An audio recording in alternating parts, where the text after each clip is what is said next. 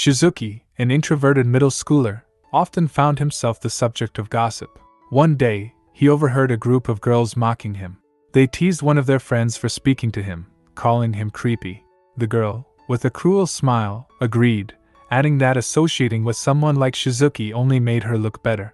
Their laughter stung, leaving Shizuki with a painful realization: he was seen as worthless. This moment marked a turning point, showing him the cruelty behind appearances and deepening his feelings of isolation.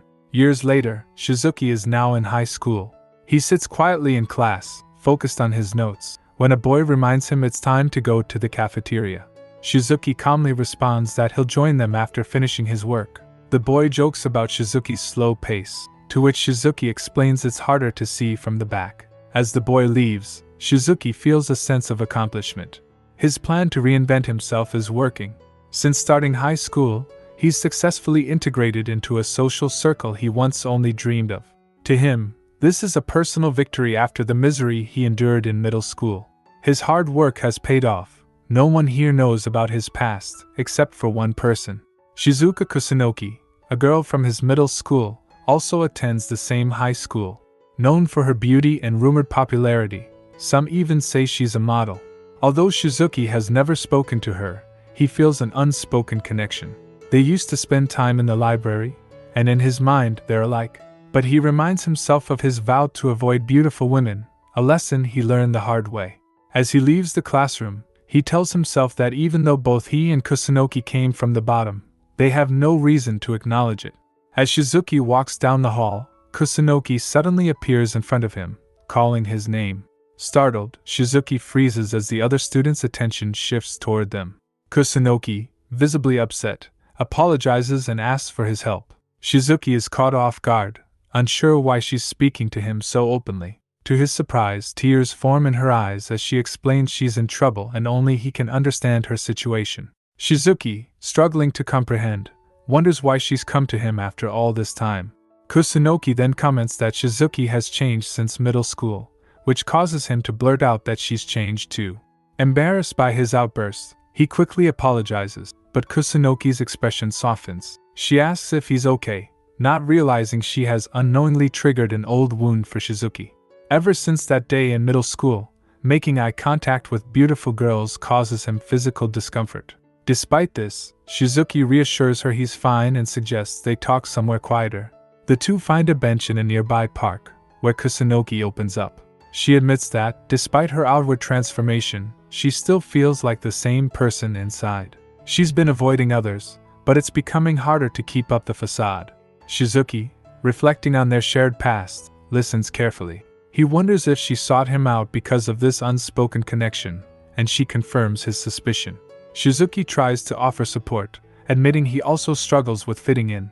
But to his surprise, Kusunoki disagrees. She tells him she admires how effortlessly he interacts with their classmates, unaware of the inner battles he still faces. Shizuki is puzzled by Kusunoki's admission, assuming she has friends like anyone else. However, Kusunoki reveals that, despite interacting with people, she doesn't feel close to anyone and believes the girls in their class avoid her.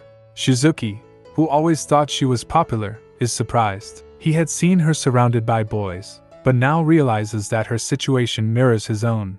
Kusunoki continues, explaining that even though she changed her appearance, it doesn't matter if she remains the same inside. She confesses that she was isolated in middle school because she thought she was a bad person. Hearing this, Shizuki is reminded of his own past and suddenly urges her to be more confident. Caught off guard by his intensity, Kusunoki listens as Shizuki asks why she wanted a fresh start in high school. He points out that her efforts to change show how much she cares. Encouraging her to take small steps, he assures her that with practice, interacting with others will get easier. Midway through his words, Shizuki realizes he's speaking to her without feeling sick, which leaves him both confused and relieved. As he prepares to leave, Kusunoki stops him and asks how she should take those small steps. After a moment's thought, Shizuki suggests that making one real friend could lead to more. Out of the blue, Kusunoki asks if he would be her friend. Taken aback, Shizuki wonders why she's so eager and hesitates. He suspects that once she improves her social skills, she'll become even more popular and might not need him. Still, seeing her vulnerability, he reluctantly agrees. Kusunoki is overcome with emotion, thanking him tearfully. Shizuki, feeling uncertain, tells her their friendship is temporary, just until she makes other friends. Kusunoki remains cheerful, saying she's happy either way. Shizuki, confused by her response, reflects on how her presence no longer triggers his symptoms. He thinks that if their friendship doesn't worsen his condition, perhaps it's not a bad thing, though he doubts it will change much between them. The next day at lunch, Kusunoki unexpectedly sits across from Shizuki, catching him off guard.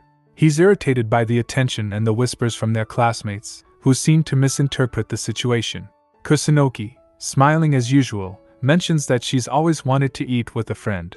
Shizuki is thrown by her sincerity, and moments later, his friends tease him, leaving him more frustrated. Kusunoki innocently asks what's wrong, and Shizuki, feeling defeated, mutters that he has nothing to say. Despite his irritation, Shizuki feels sorry for Kusunoki, who has never had the experience of eating with a friend. He decides to go along with it, just for today. With a soft expression, Kusunoki asks if she can call him by his first name, since they're friends now. Shizuki, bewildered, hesitates but eventually tells her she can. He then stands up and offers to get drinks for them, and Kusunoki happily joins him. As they walk through the hallway, Shizuki remains unsure of what their new friendship will mean for his life. But things take a sudden turn when they encounter his old bully from middle school. Instantly, Shizuki feels his chest tighten as painful memories rush back, reminding him of the torment he once endured. Kusunoki, concerned, asked Shizuki if he was all right. He turned around, his face full of horror, struggling to believe what was happening. The person who had caused him so much trauma stood right in front of him. He remembered searching through all the names on the class roster, confident that he hadn't seen the name Hebikawa Rarisa anywhere. Yet here she was. Another girl soon called out to Hebikawa, asking what was going on. Hebikawa then turned to Shizuki, asking if he was fine, which made him quickly hide his face, muttering that he was. After that, she addressed Kusunoki, inquiring if she was his friend. Kusunoki replied affirmatively, and Hebikawa, noticing Shizuki's discomfort, suggested that he might need to visit the infirmary. Moving closer, she advised him to take care of himself, and after saying this, she calmly walked away. Shizuki watched her leave, feeling a growing sense of confusion. Her voice, the look in her eyes, and even the ribbon in her hair triggered something in him. There was no denying it, she was definitely the same person from his past. His head started spinning with anxiety, knowing that his peaceful high school days might now be over. Kusunoki, still concerned for him, suggested they go to the infirmary, noticing how unwell he seemed.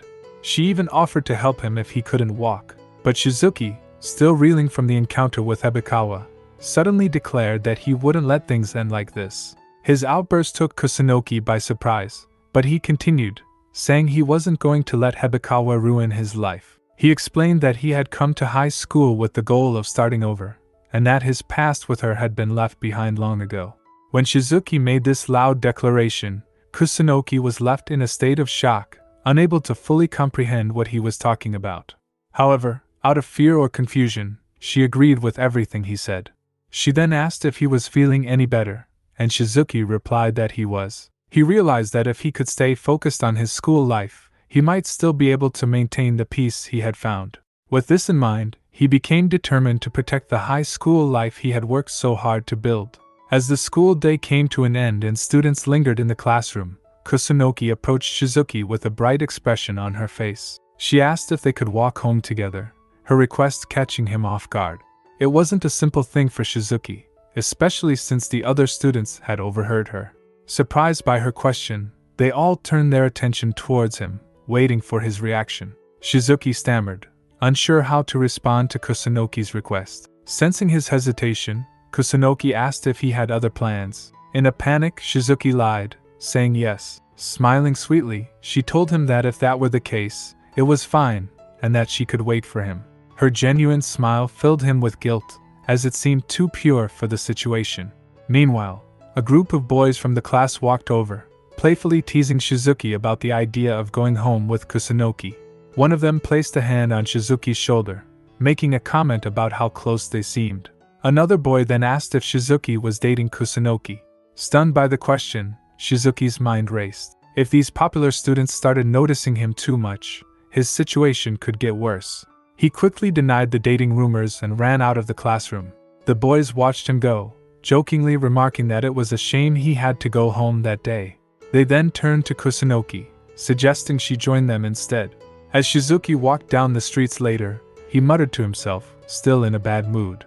It had been a terrible day, and nothing seemed to be going right. He also felt guilty for leaving Kusunoki behind.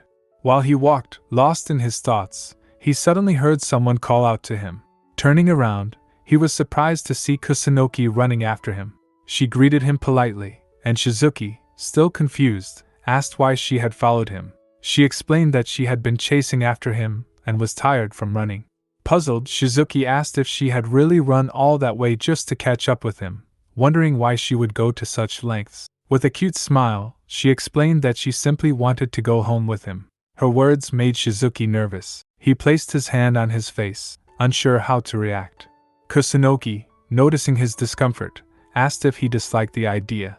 He quickly denied it, but raised his voice as he explained that it wasn't normal for a guy and a girl to go home together like that, even if they were friends. Kusunoki was clearly shocked by his statement. Shizuki continued, adding that even eating lunch together wasn't ideal for them. When she asked why it was such a problem, he explained that people might get the wrong idea about their relationship. After saying this, Shizuki resumed walking, telling Kusunoki not to talk to him too much in the classroom from now on. He hoped she understood the situation, even if she didn't like it. Still, Kusunoki wasn't discouraged. She called out to him again and explained that she hadn't had many opportunities to talk to people at school and was struggling to make friends. She then politely asked if she could start calling him at night. Shizuki, surprised, turned back to her. She clarified that phone calls would be a way for them to talk without people misunderstanding their relationship. Repeating her request, she asked if that would be all right. Shizuki hesitated, feeling conflicted. He wasn't sure if it was appropriate to have phone conversations with a female friend at night, or if he was just overthinking the situation. Kusunoki continued to ask, her tone soft and polite, while Shizuki looked at her, still confused and unsure of what to do. Late at night, Shizuki lay on his bed, staring at his phone. It was already past midnight, and his mind wandered to Kusunoki. Her phone number was saved in his contacts now, something that still felt strange to him. He thought back to when she had asked if they could talk on the phone. At that moment, Shizuki had been unsure of what to make of her request, but he had agreed. Now, both of them had each other's numbers. When Kusunoki saw his name appear on her screen, she had been amazed and then politely asked if she could call him that night. Shizuki had been taken by surprise but told her he would call her instead. She had agreed with a sweet smile, telling him she would be waiting for his call. But Shizuki had said this not out of convenience but because he needed time to mentally prepare himself. Now, lying there, he debated what to do next. He didn't want to make the call and didn't even know what they would talk about. He hadn't spoken to her in so long that he felt completely out of his depth. As he pondered, his eyes fell on the alarm clock. Setting it for 10 minutes, he decided to limit the conversation to that time. Gathering his courage, he made the call. When Kusunoki answered, Shizuki greeted her, introducing himself awkwardly. Kusunoki responded with her name, and the conversation quickly hit a lull. Shizuki apologized for calling so late, but Kusunoki reassured him, thanking him for taking the time to call. Silence followed, and Shizuki realized how awkward things were. He needed to say something, anything, to keep the conversation going. Desperate, he brought up the weather, asking if it was colder than the day before. Kusunoki agreed that it was, and Shizuki mentioned that he wasn't a fan of cold weather. He then asked about her preference, to which she simply replied that she didn't mind it. Feeling uncomfortable, Shizuki noted the lack of detail in her answers. The conversation was becoming more awkward by the minute. With only 5 minutes left on the clock, he scrambled to find a safer topic and asked her about her hobbies. Kusunoki, now more engaged, told him she liked watching anime and reading manga. This surprised Shizuki, and he admitted that he also enjoyed those things. Curious, he asked what genres she liked. Kusunoki then launched into an enthusiastic and detailed explanation about her favorite series. Listening to her go on, Shizuki found himself feeling overwhelmed. Her excitement contrasted sharply with how quiet she had been earlier. He commented that she sounded like a stereotypical otaku, which she took in stride, asking him what his favorite manga was. Shizuki thought back to his childhood and mentioned that he liked a series called Nova. To his surprise, Kusunoki replied that she also loved it and owned all the volumes. Just then, his alarm clock went off. Shizuki hurried to stop the noise, but Kusunoki, curious, asked about the sound. He brushed it off, saying it was nothing, and then shifted the topic, mentioning a rumor he had heard about a third part of Nova being serialized next year. Kusunoki's interest piqued even more, and she asked him to tell her everything about it. The next day, sitting in class, Shizuki felt groggy. He glanced at his phone and noticed the call timer from his conversation with Kusunoki. To his shock, it had lasted for an hour and 32 minutes. He couldn't believe how long they had talked and felt slightly unsettled by how naturally the conversation had flowed once it picked up. He reassured himself, thinking that it made sense since they shared similar interests as fellow otakus. While Shizuki was lost in thought, Kusunoki walked into the classroom. He noticed immediately that she looked gloomy, a stark contrast to her usual cheerful self. This surprised him. As she placed her bag on the desk and greeted him, Shizuki responded kindly but couldn't shake the feeling that something was off. He wondered what could have happened, given how happy she had been the night before. Still, he reminded himself not to get too involved. During school hours, he resolved to avoid interacting with her too much, fearing the complications it could bring. Despite his decision, Shizuki found himself unable to stop glancing at her. As the school day ended and students began packing to leave, he saw her in the corridor. Against his better judgment, he called out to her. She turned, asking if something was wrong. Shizuki hesitated but eventually mentioned that she seemed down today, a fact that had been bothering him. Even though he had planned to avoid her, he realized that saying nothing would only make things more uncomfortable for him.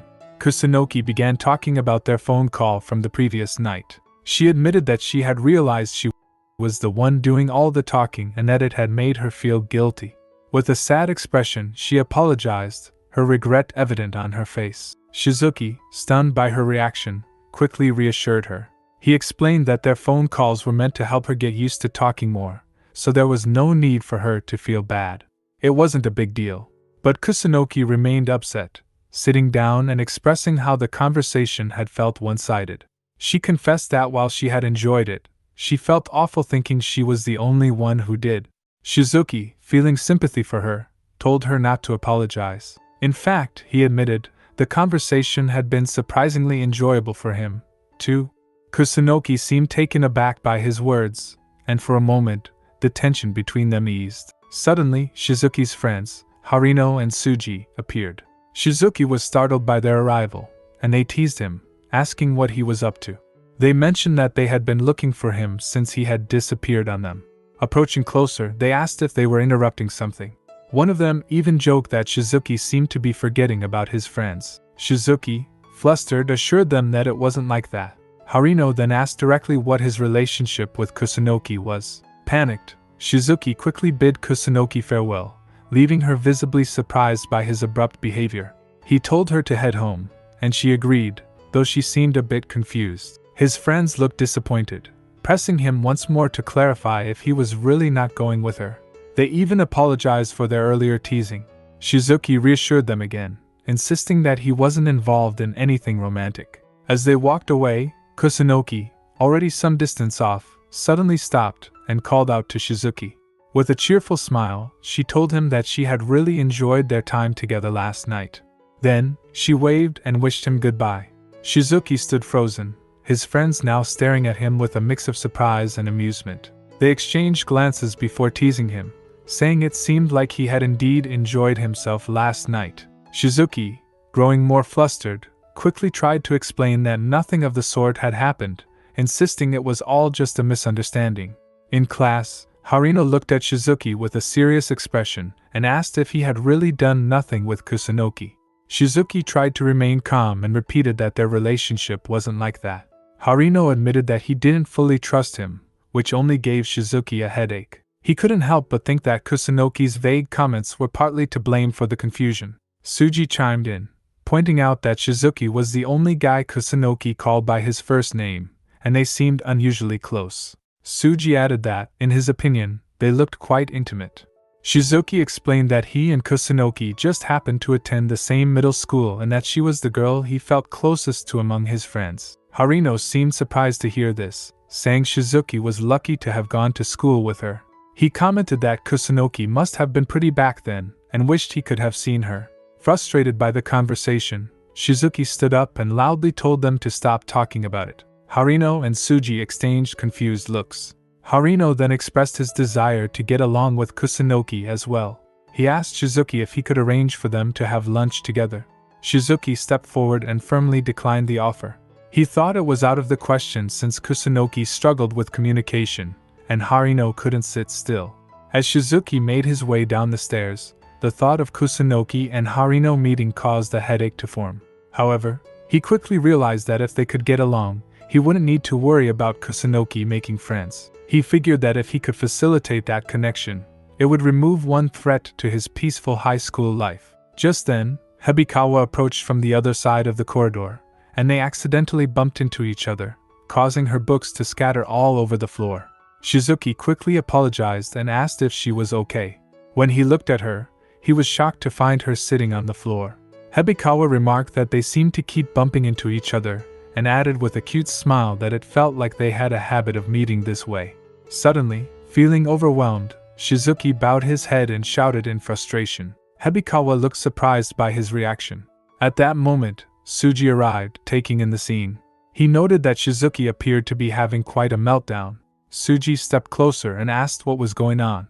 Hebikawa explained that she thought Shizuki had suddenly gotten sick. Tsuji was taken aback by this. Hebikawa then turned to Shizuki and politely asked if he could stand. She requested Tsuji's help to pick up the scattered books. As they gathered the books together, Hebikawa smiled sweetly and commented on how they were such good friends. Before leaving, she told Shizuki to take care of himself, leaving him to ponder their interaction as she walked away. Tsuji suddenly grabbed Shizuki and asked if he was friends with Hebikawa. Shizuki, trembling a bit, insisted that Tsuji was mistaken and that he had no connection with her. Later, Harino asked Tsuji if he knew Hebikawa. Tsuji replied that he did and explained that he was aware of all the pretty girls in their year. He mentioned that Hebikawa was from class 8 and was rumored to be the second prettiest girl in their year. Curious, Harino then asked who the first prettiest girl was. Tsuji confidently said it was Kusunoki. Shizuki turned to Tsuji, a bit annoyed, and asked if that meant he should be grateful for getting along with Kusunoki. Tsuji nodded, adding that he would like a chance to get to know her better. He then asked Shizuki to help him out in making that happen. Shizuki agreed to ask Kusunoki about it, and Tsuji seemed pleased with that answer. Later, when Shizuki called Kusunoki to ask if they could have lunch together, she declined, stating that she wasn't interested. This caught Shizuki by surprise. He couldn't believe she was really rejecting his invitation. When he asked her why, Kusunoki wanted to know what he wanted to discuss, as he had mentioned needing to ask her something. Shizuki explained that he thought it would be a good opportunity for her to improve her communication skills, suggesting she had nothing to lose by participating. Kusunoki then clarified that when she mentioned eating together, she meant it would just be her and Harino. Shizuki informed her that Tsuji would also be joining them and politely asked if she was comfortable with having more people around. He reassured her that Harino would be a better friend to her than he was. To his surprise, Kusunoki disagreed. She insisted that if they were going to have lunch together, Shizuki should be there too. If he wasn't coming, then she wouldn't either. Shizuki could sense her sadness and asked if she was upset with him. He felt guilty and apologized, thinking it was his fault for her distress. Kusunoki responded that she was going to sleep and abruptly hung up the call. Shizuki stared at his phone, realizing that their conversation had lasted about 15 minutes. He felt puzzled, wondering if she was angry with him or if he had said something wrong. Meanwhile, Kusunoki sat on the floor, feeling sad by the exchange. The following day, Shizuki and Kusunoki made their way to the cafeteria for lunch, joined by their friends Tsuji and Harino. Once they settled around the table, Harino excitedly exclaimed that everything tasted especially good that day. He turned to Tsuji for his take, but Tsuji, maintaining his usual relaxed demeanor, shrugged it off, saying the food wasn't anything special as he sipped his juice. As Shizuki looked around the table, he couldn't help but notice how animated Harino seemed. His gaze shifted to Kusunoki, who sat quietly, her expression downcast. A wave of concern washed over him. She looked miserable, and he realized she hadn't spoken a word yet. Just then, Harino broke the silence and asked Kusunoki if she had gone to the same middle school as Shizuki. Kusunoki looked taken aback by the question. Shizuki quickly explained that although they had both attended the same middle school, they were in different classes and only started talking after entering high school. Suji chimed in, pointing out that this meant they hadn't been friends for very long. Harino then stood up with a puzzled smile on his face and nervously declared that he also wanted to be friends with Kusunoki. He extended his hand for a handshake and asked for her contact information, offering his number in return. The suddenness of his gesture left everyone in stunned silence. Kusunoki didn't respond right away, making Harino realize she was ignoring him. He quickly apologized for his abrupt approach. Shizuki observed the unfolding scene and turned to Kusunoki, assuring her that it was fine. He believed she and Harino would make good friends and added that once she got to know Harino, she would see he was a serious and nice guy. Though Kusunoki remained silent and confused, she trusted Shizuki's words and agreed to give it a try, stating that if Shizuki thought so, she could manage it. Suji and Harino looked astonished at her response. Harino quickly thanked Kusunoki for her kindness and asked her to wait, explaining that he didn't have his phone with him. Shizuki pointed out that it was probably in the classroom. Harino promised he'd return shortly. Later, Shizuki stood with Harino, who clasped his hands in front of him, genuinely thanking Shizuki for helping him establish a friendship with Kusunoki. Shizuki modestly replied that he hadn't done much, but Harino insisted that it was all thanks to him. He was surprised he had actually exchanged contact information with Kusunoki. Shizuki couldn't help but notice the unusual happiness radiating from Harino. It was clear he genuinely liked Kusunoki. With a smile, Shizuki remarked that Harino was experiencing the joys of youth. He then politely asked if they were finished, and if they should head back to class. Just then, Harino paused him with another request. Shizuki felt a bit anxious, wondering what it could be. Harino simply wanted to have lunch with Kusunoki again. Shizuki agreed and sent a message to Kusunoki on Harino's behalf. As he typed the message, a wave of irritation surged within him. He felt that Harino should be the one asking Kusunoki directly, but he sent it anyway because Harino had pleaded, saying he was too shy to make the request himself. Shizuki pondered why, if Harino was too shy to ask for lunch, he would want Kusunoki's phone number at all. During class, Shizuki noticed Kusunoki nearby. When she picked up her phone, he saw she had read his message. He gestured for her attention, but when she looked up, she suddenly averted her gaze and appeared sad, saying nothing. Shizuki felt a jolt of confusion at her reaction. Worry began to settle in. Maybe Kusunoki was ignoring him, and he couldn't shake the feeling that she might be upset. Just then, Suji approached to say goodbye as the school day ended. Shizuki returned the farewell quietly. Kusunoki stood up, grabbed her bag, and walked outside. Realizing that Kusunoki had been acting strangely since their phone call the day before, Shizuki felt a wave of anxiety wash over him. He told himself he needed to stop overthinking things about girls and get a grip. He resolved not to let Kusunoki's mood affect him, whether she was angry or not. As Kusunoki left the school, Shizuki followed her, and soon they found themselves standing together on the street. With a polite but nervous look, Kusunoki asked him what was wrong. Shizuki remained silent, staring at the ground. Although he hesitated to question her behavior, he eventually asked why she was ignoring him. Kusunoki simply replied with a question of her own, asking if they should continue talking to each other. This response left Shizuki bewildered. She pointed out that he was the one who said she shouldn't talk to him at school. Hearing this filled him with guilt. He realized she had a point. She then turned and began to walk away, stating that she knew he hated her. Shizuki was taken aback by her accusation. Kusunoki glanced back, adding that she could tell he was pushing her toward his other friends. Sadly, she stated that she knew he wanted to end their friendship, which was why she had been acting the way she had. In that moment, Shizuki realized she might be right. Even though he had reached out to her when she was struggling, he acknowledged that his own feelings had overshadowed hers. Memories from childhood resurfaced, times when he had approached others with hope, only to be rejected. He understood how deeply such actions could hurt someone. Determined to make amends, Shizuki walked up to Kusunoki, sincerely apologizing and asking for her forgiveness. She sat down on the ground, still looking sad, and admitted that she struggled to talk to boys. She revealed that she had been bullied in middle school, which made boys seem intimidating to her. Shizuki pointed out that he was a boy too, but Kusunoki quickly responded, insisting he was different from the others. She explained that they had often been in the library together and shared a class. She never expected to start high school with him or discover so many common interests. Kusunoki shared that she felt comfortable around Shizuki, which was why she was okay with him being her only male friend, despite wanting to make more friends. Overcome with emotion, Shizuki sat down beside her and began to cry, expressing that he understood and would stop trying so hard to find other friends for her. Kusunoki thanked him, and in that moment, Shizuki felt his heart pounding loudly in his chest. To his surprise, Kusunoki revealed that her heart was racing too. She gave him a warm smile and noted that this was the first disagreement she'd ever had with a friend. Shizuki realized it was the first time he had experienced something similar with a female friend, and it made his heart race even faster. Kusunoki then stood up and politely asked if they could continue talking, even at school. Shizuki agreed, happy to oblige. As she walked away with a light heart, he watched her, still puzzled and wondering about the reason behind the intense pounding of his heart. The next day, while everyone is in class, a cheerful-looking teacher enters and announces the school's traditional dodgeball tournament. To help the new students get familiar with each other, every class will compete, and teams will be decided by drawing lots. Shizuki feels disappointed.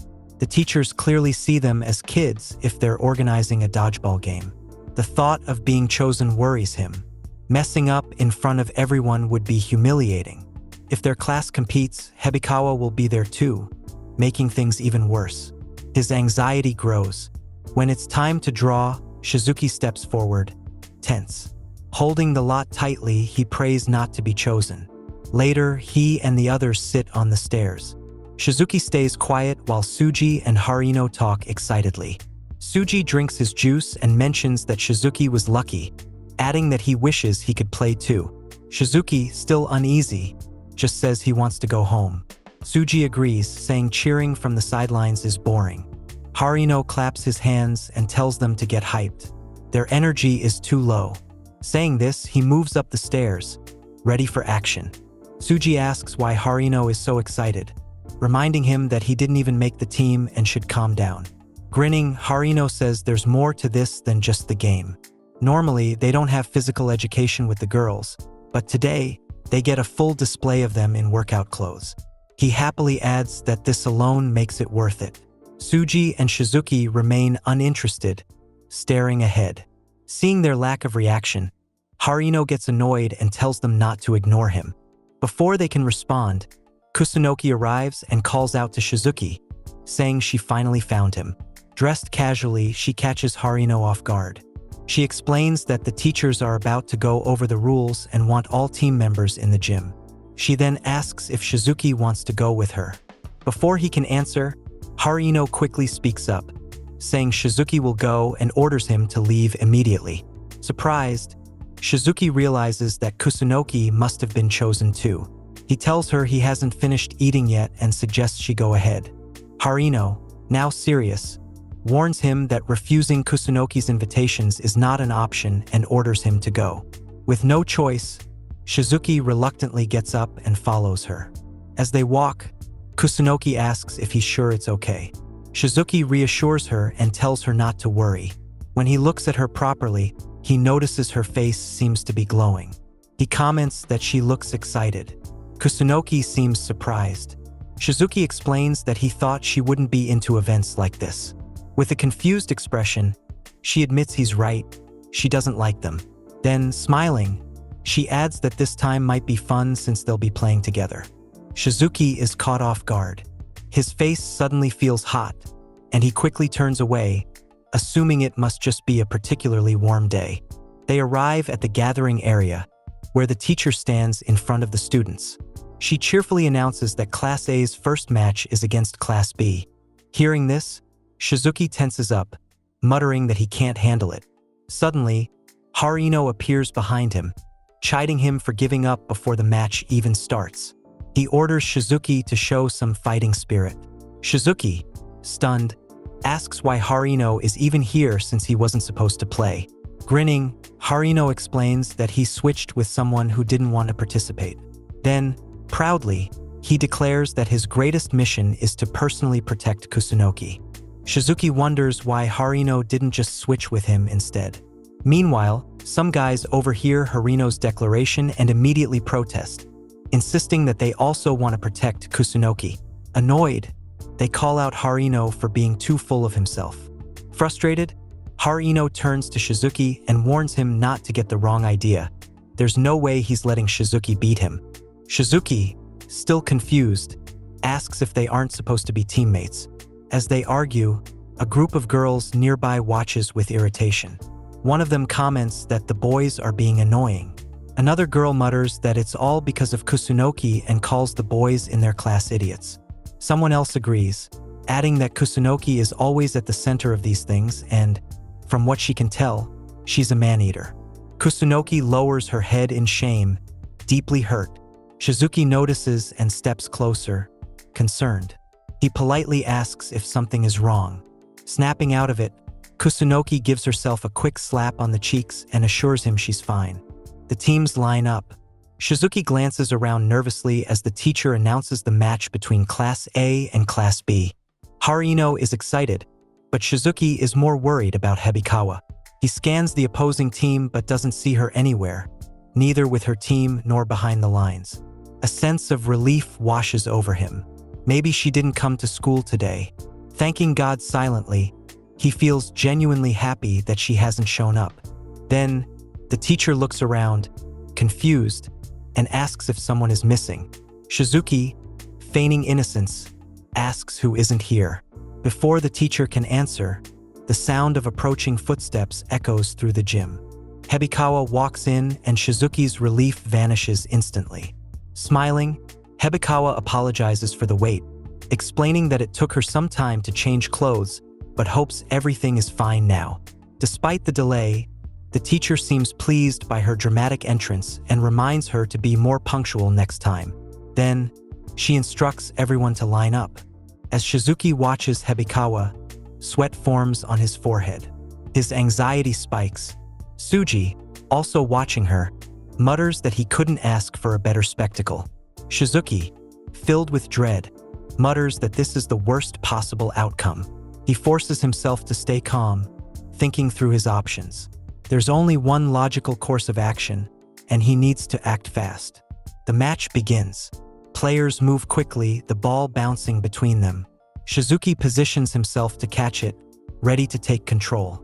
Before he can react, Harino steps in front of him and grabs the ball. Grinning, he tells Shizuki that today is his moment to shine. Annoyed, Shizuki glares at him. Harino, completely unfazed, adds that he needs to impress Kusunoki with his skills. He throws the ball with confidence, only for it to slip from his hand. Instead of hitting his intended target, it flies straight toward Hebikawa. Both Harino and Shizuki freeze in shock. Just as the ball is about to hit her, another player dashes in and blocks it at the last second. With an air of arrogance, he declares that he's the one who will protect Hebikawa. Turning to her, he calmly assures her that he'll take care of anyone who tries to target her. Hebikawa smiles sweetly and thanks him. Fueled by rage, the player grabs the ball and hurls it straight at Harino. The impact sends him crashing to the ground. Shizuki watches in concern as Harino lies there motionless. Meanwhile, the opposing team grows more aggressive. Determined to win, they start hitting players relentlessly, even targeting the girls. Chaos erupts on the field. After some time, only 4 players remain, Shizuki and Kusunoki on one side, Hebikawa and the guy who saved her on the other. Shizuki scans the field, searching for an opening. The other players cheer loudly, hyped by how the match has boiled down to this final showdown. Frustrated, Shizuki thinks this is the final stretch and he's still stuck in it. He wonders what his next move should be. From the sidelines, Harino shouts at him to play hard and make sure Kusunoki doesn't get hurt. Shizuki knows they've made it this far, but they need to stay defensive until the very end. The thought of having to cover for Kusunoki as well makes him feel trapped. As he hesitates, Kusunoki suddenly steps forward, standing fearlessly in front of the opposing player. Shizuki, startled, tells her not to stand there, worried about her safety. He warns that it's too dangerous to be so close to someone like that. The opposing player smirks, saying he won't go easy just because she's a girl. Without hesitation, he throws the ball at full force. Seeing it coming, Shizuki reacts instinctively. He rushes forward and jumps in front of Kusunoki, taking the hit himself. The impact sends him crashing to the ground. Kusunoki stares in shock at his sudden act of bravery. Lying on the floor, Shizuki groans in pain, regretting that he couldn't catch the ball. He wonders what kind of person throws such a hard shot at a girl. If he hadn't intervened, Kusunoki would have taken the full impact. The thought lingers as he remembers his earlier frustration with her. Kusunoki quickly kneels beside him, her expression filled with concern. She gently asks if he's okay and apologizes. Noticing a scratch on his arm, she gasps and insists that he needs to go to the nurse's office immediately. Shizuki brushes it off, saying he's fine, but warns her to stay away from that aggressive player. He advises her to play more defensively for her own safety. Kusunoki doesn't listen. Instead, she grabs the ball, determination burning in her eyes. She declares that she's going to avenge Shizuki. Shizuki is stunned by her sudden resolve. With a surge of anger, Kusunoki launches the ball straight at the guy who injured Shizuki. The impact is brutal. He collapses on the spot, completely knocked out. The entire field goes silent. The other players watch in disbelief, exclaiming that what just happened is impossible. Hebikawa watches the fallen player in silence. The teacher announces that Kusunoki's performance was incredible, having taken out 2 players on her own, and declares Class A the winners. Kusunoki turns to Shizuki with a sweet smile. Shizuki, caught off guard, bows his head and mutters that things turned out better than expected. He wonders if Kusunoki was always this formidable. Nearby, the other girls check on Hebikawa, asking if she's all right after Kusunoki's hit. One girl comments that Kusunoki is a real wild card. Another girl laughs and asks Hebikawa if her arm is broken. Hebikawa glares at her and angrily demands to know why she's laughing. The girl quickly apologizes. Later, as Shizuki and his friends walk together, Tsuji remarks that he never expected them to win the match. Harino, in high spirits, praises Kusunoki, saying he never imagined she would be so impressive. Shizuki, feeling off, watches them quietly. Harino suddenly remembers that he forgot to greet Kusunoki and plans to go over. Tsuji suggests he drop it, pointing out that something unusual is happening. When Shizuki turns to look, he is taken aback by the crowd of guys surrounding Kusunoki, all eager to praise her bravery. Shizuki, surprised by her sudden popularity, considers stepping in to help her out. Watching the scene, Harino comments on how quickly she has become admired. Tsuji agrees, comparing Kusunoki to the main character of a story while they feel like minor players from a different world. Nudging Harino, Tsuji suggests they leave before they end up bothering her. As they head out, Shizuki lingers for a moment, still concerned about Kusunoki. Lowering his gaze, he follows his friends outside, thinking about Tsuji's words. As Shizuki stands lost in thought, Kusunoki suddenly approaches and asks if she has done something to upset him. Startled, he steps back and tells her she scared him, asking for a moment to catch his breath. Kusunoki notes that their eyes had met earlier and that he seemed to be avoiding her. Shizuki reassures her, explaining that he only stepped outside to give her space, not to avoid her. Kusunoki moves closer and gently tells him that he is never a bother to her. Shizuki is caught off guard by her words. Seeing the tears forming in her eyes, he watches as she admits that she actually wanted him to reach out. She explains that being surrounded by so many people felt overwhelming, and she thought she might faint. Shizuki takes in her expression and understands what she means. Suddenly, Kusunoki lowers her head and lets out a small cry. Concerned, Shizuki asks what's wrong. She looks up with a soft smile and says she feels relieved now that they've had a chance to talk. Shizuki, feeling a wave of relief himself, tells her he's also glad they could share this moment. A faint noise catches his attention. Kusunoki curiously asks if he said something. Shizuki shakes his head and tells her to ignore it. Smiling, he turns away and reminds her to go change her clothes, saying they'll meet again. Kusunoki, puzzled by his comment, walks away but finds herself dwelling on it. If he tells her to ignore something, it will only stay in her mind longer. As she mulls over his words, Hebikawa suddenly appears from another room. Kusunoki is surprised and recognizes her as the girl from Class B. Hebikawa introduces herself, and Kusunoki, having noticed her during the game, finds her even more striking up close. Her gaze falls on Hebikawa's bandaged arm. Concerned, Kusunoki asks if she was injured. Hebikawa confirms that her arm swelled up after the match and smiles, commenting that Kusunoki is stronger than she looks. Kusunoki, feeling guilty, jokingly offers to let Hebikawa boil or fry her as compensation. Hebikawa laughs and reassures her that it's nothing serious, saying the pain is already gone. Stepping closer, Hebikawa tells Kusunoki that she finds her truly interesting and admits that she has been thinking about her for some time. Kusunoki, caught off guard, stares at her in surprise. Hebikawa then politely asks if they could be friends, leaving Kusunoki stunned by the unexpected request. Kusunoki gives a confused smile and asks if Hebikawa really means they're going to be friends. Hebikawa confirms with a warm smile, saying she's happy to befriend such a cute girl.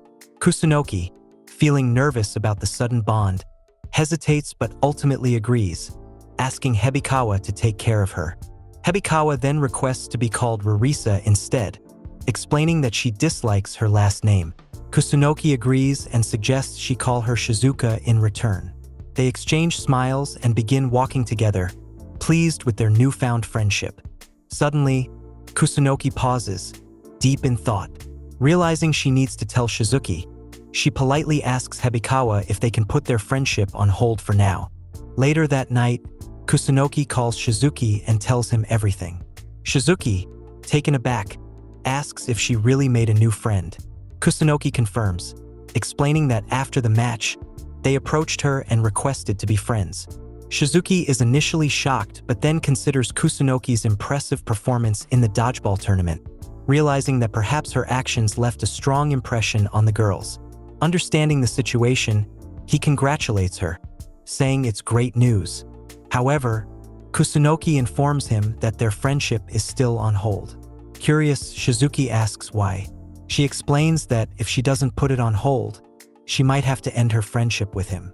Shizuki suddenly recalls his own words, how he once mentioned that their bond was temporary and would end if she made new friends. He realizes he had completely forgotten about that. Kusunoki admits that it might be selfish on her part, but gently adds that she wants to spend more time with him. Confused, Shizuki asks why she's saying this. She clarifies that it's because she likes him. Shizuki is stunned by her confession. She reassures him that she's being honest and explains that he is the first friend she has ever made. Shizuki sits back in his chair, puzzled over whether Kusunoki means it as just friendship or something more. He wonders why she always makes such ambiguous statements. Kusunoki quickly adds that if her feelings are troubling him, she will step back. Shizuki reassures her that it doesn't bother him at all. The moment Kusunoki hears his response, she suddenly shouts into the phone in excitement. Shizuki is taken aback and tells her to stop shouting. Smiling, she apologizes for her outburst and expresses her happiness at the prospect of continuing their friendship. Meanwhile, Shizuki reflects that he might have been expecting too much. Considering it's Kusunoki, he should have known better. Even if she makes a new female friend, she still manages to say things like this. Still, he feels it's a bit unfair to him. Feeling relieved and happy, Kusunoki excitedly mentions that now she can share this news with Rarisa. Shizuki, curious, asks about the friend she made. Kusunoki happily tells him that her new friend is Rarisa Hebikawa from Class B and adds that she'll introduce them when the time comes. The moment Shizuki hears that name, he is shocked and shouts into the phone. Kusunoki, taken aback by his reaction, asks him not to shout like that. The next day at school, Shizuki sits in complete silence at a table. Suji glances over and asks what's wrong, noting that it looks like Shizuki's soul is leaving his body. Harino comments that he doesn't know what happened, but Shizuki has been like this since morning. Meanwhile, Shizuki is deep in thought. Kusunoki didn't initiate the friendship, Hebikawa did. He wonders why she did it and worries that their personalities might not mesh well. If things go wrong, Kusunoki might end up being bullied. As he ponders this, Harino suddenly looks out the window, eyes widening in shock. He loudly calls for Suji to look outside, saying it's insane. He points out that Kusunoki and Hebikawa are standing together, chatting. Suji looks over and notes that they seem pretty close, adding that it's the first time he's seen Kusunoki hanging out with other girls. Harino grins, saying that the most beautiful and academically gifted students are bound to become friends. Hearing this, Shizuki immediately shouts back, insisting that they are not the same. Harino is taken aback by his reaction. After Shizuki storms off, Harino turns to Suji and asks what's going on. Suji admits he has no idea. Later, Shizuki and Kusunoki are in a school hallway, cleaning the floor. Kusunoki casually informs Shizuki that she plans to hang out with Hebikawa. Shizuki is stunned and asks if she's really going out with her. Kusunoki replies that they're planning to meet this Sunday. Shizuki wonders if they've already grown that close or if he's misjudging the situation. Then, a thought occurs to him. He asks if Kusunoki has mentioned their middle school to Hebikawa yet. Kusunoki responds that she hasn't. Shizuki feels a sense of relief, realizing that if it becomes known that he and Kusunoki went to the same middle school, not only could Kusunoki face trouble, but his own position might also be at risk. As they talk, Shizuki notices some girls chatting upstairs. He calls Kusunoki over to a corner under the stairs. Kusunoki agrees and follows him to a secluded spot where they can talk privately. Shizuki gently advises her not to mention their middle school to Hebikawa, revealing that Hebikawa also attended the same middle school. Kusunoki looks surprised by this. Shizuki explains that Hebikawa's name back then was Takagaki. When he asks if she remembers Hebikawa from middle school, Kusunoki shakes her head, saying she didn't interact much with anyone back then. Shizuki warns that if Hebikawa finds out about their shared middle school, it could cause significant trouble. He advises Kusunoki to avoid discussing anything related to it and, if Hebikawa brings it up, to change the subject. Kusunoki fully understands and happily agrees to follow his advice. As Shizuki starts to move away, Kusunoki calls him back and politely asks if she can still contact him later that evening, even though it's not a practice day. She mentions that she has something to ask him. Shizuki wonders why she can't ask now, but Kusunoki says she can't say it at the moment. Instead, she wants to show him something. Shizuki is stunned by her words. Kusunoki explains that she will send him a picture when she gets home, adding that since it's a bit embarrassing, he should make sure to look at it when he's alone. Shizuki immediately assumes it's something intimate or compromising, making him extremely flustered. As he finishes cleaning, grabs his bag, and even while riding the train home, he keeps wondering what she wants to show him. Since she specifically told him not to open it in front of others, the request feels suspicious and mysterious, sparking his curiosity. That night at home, Shizuki tries to brush it off, telling himself it's not a big deal. But no matter how much he tries to ignore it, he can't help feeling anxious about what the picture might be. Just waiting for it keeps him on edge. He tries to distract himself by getting ready for a bath, but before he can leave, his phone buzzes. He rushes to check it. It's a message from Kusunoki. As he hesitates over the mysterious photo, he finally opens the message. What he sees stuns him. It's a picture of Kusunoki standing in front of a mirror. Confused, he reads her message, where she explains that it's the outfit she picked for her outing with Rarisa. She asks if she looks strange. Shizuki stares at the image, processing the situation. Of course, it's strange. He wonders what the hell she was thinking. Kusunoki's outfit had a strange, almost prisoner-like look with all those stripes. Shizuki wonders what the point of the beret on her head is, questioning if she's playing some kind of joke on him. Just then, another message from Kusunoki arrives. She explains that she added the beret as a key piece to complete the look, convinced that it makes for a great style. That's when Shizuki realizes she isn't joking.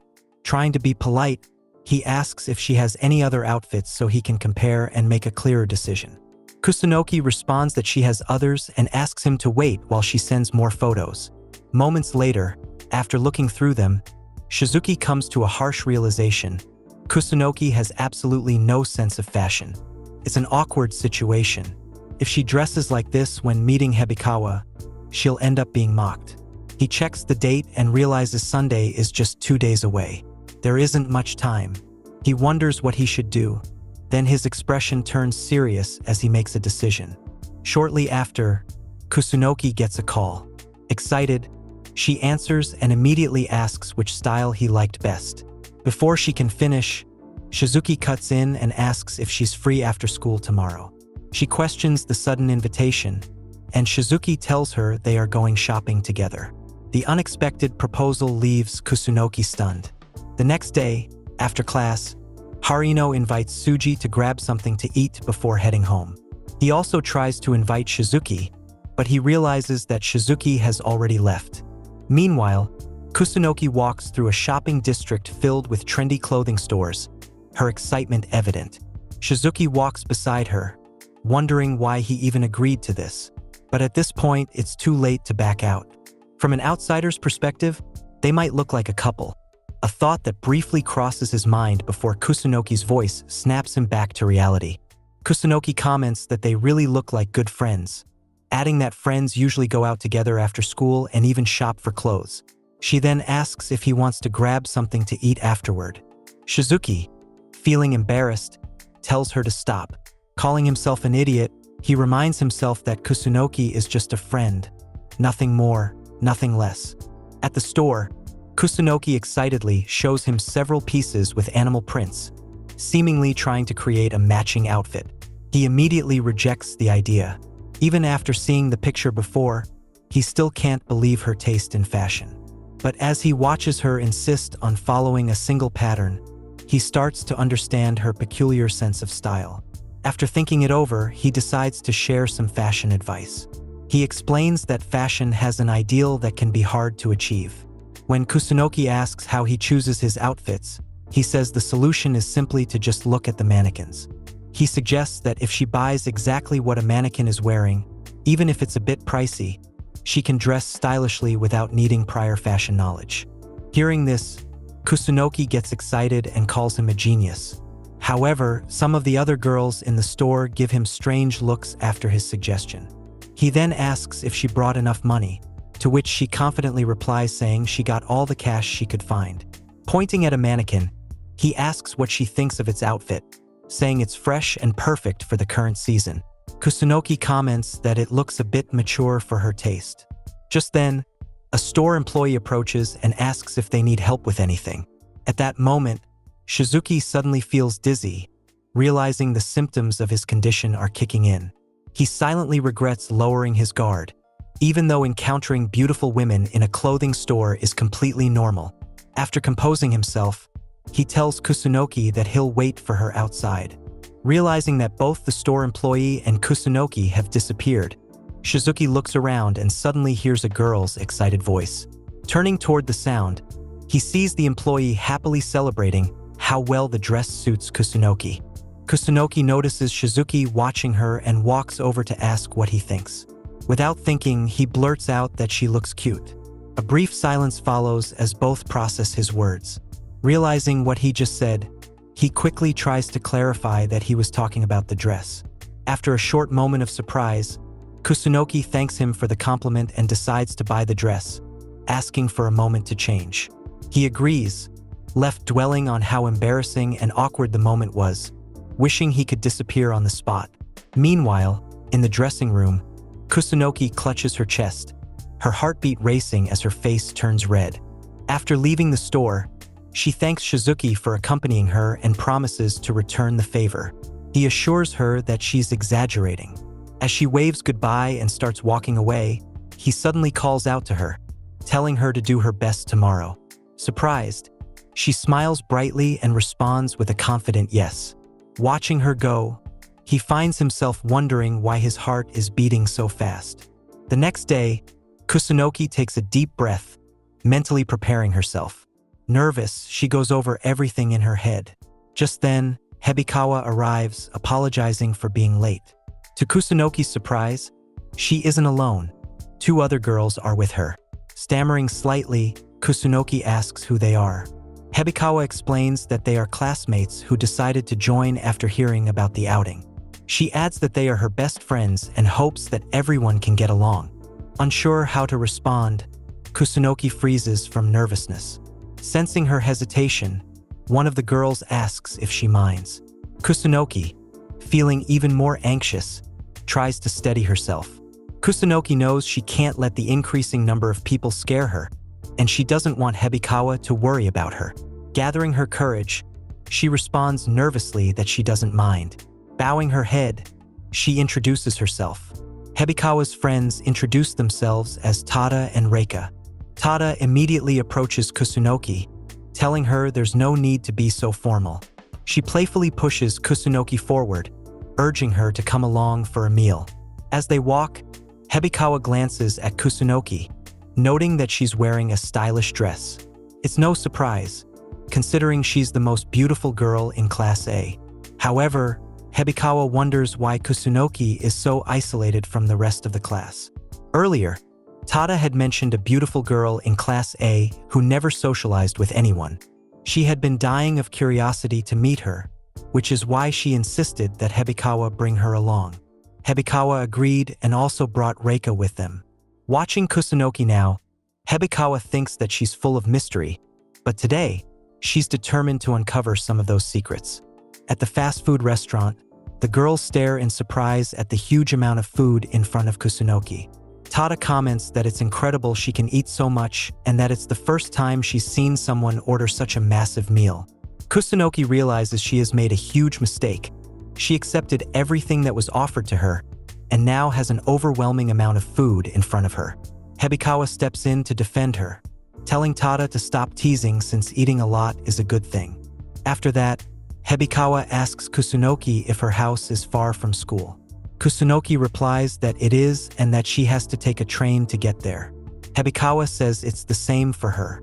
Then, she asks Kusunoki which secondary school she attended and if it was close to her home. Kusunoki answers that she went to a school near her house. But then, she remembers what Shizuki told her about keeping that information a secret. Trying to cover for herself, she adds that she only thinks it was close by and claims that the school had a strange name, so she can't remember it properly. She says this while visibly nervous and stammering. Reika gives her a confused look, and Tada comments that she's speaking a little weirdly. Meanwhile, Hebikawa simply nods with a smile, saying that some school names can be hard to remember. Kusunoki celebrates silently, relieved that she tricked them so perfectly. But Hebikawa watches her closely out of the corner of her eye. Later, at the movie theater, Tada can't hide her excitement, prompting Reika to tell her to calm down since the movie hasn't started yet. Tada insists that she's been waiting a long time to watch it. Ignoring her, Reika remarks that Kusunoki really does eat a lot, noticing that she's carrying a giant bucket of popcorn. At that moment, Kusunoki realizes she made a mistake. Ordering popcorn at the movies is normal, but she got way too much. Tada asks if she can even finish it all. Kusunoki says yes and promises to do her best as she can. That last comment leaves Tada and Reika confused. Hebikawa then asks Kusunoki what kind of movies she likes. Excited, Kusunoki is about to answer but suddenly remembers what Shizuki told her.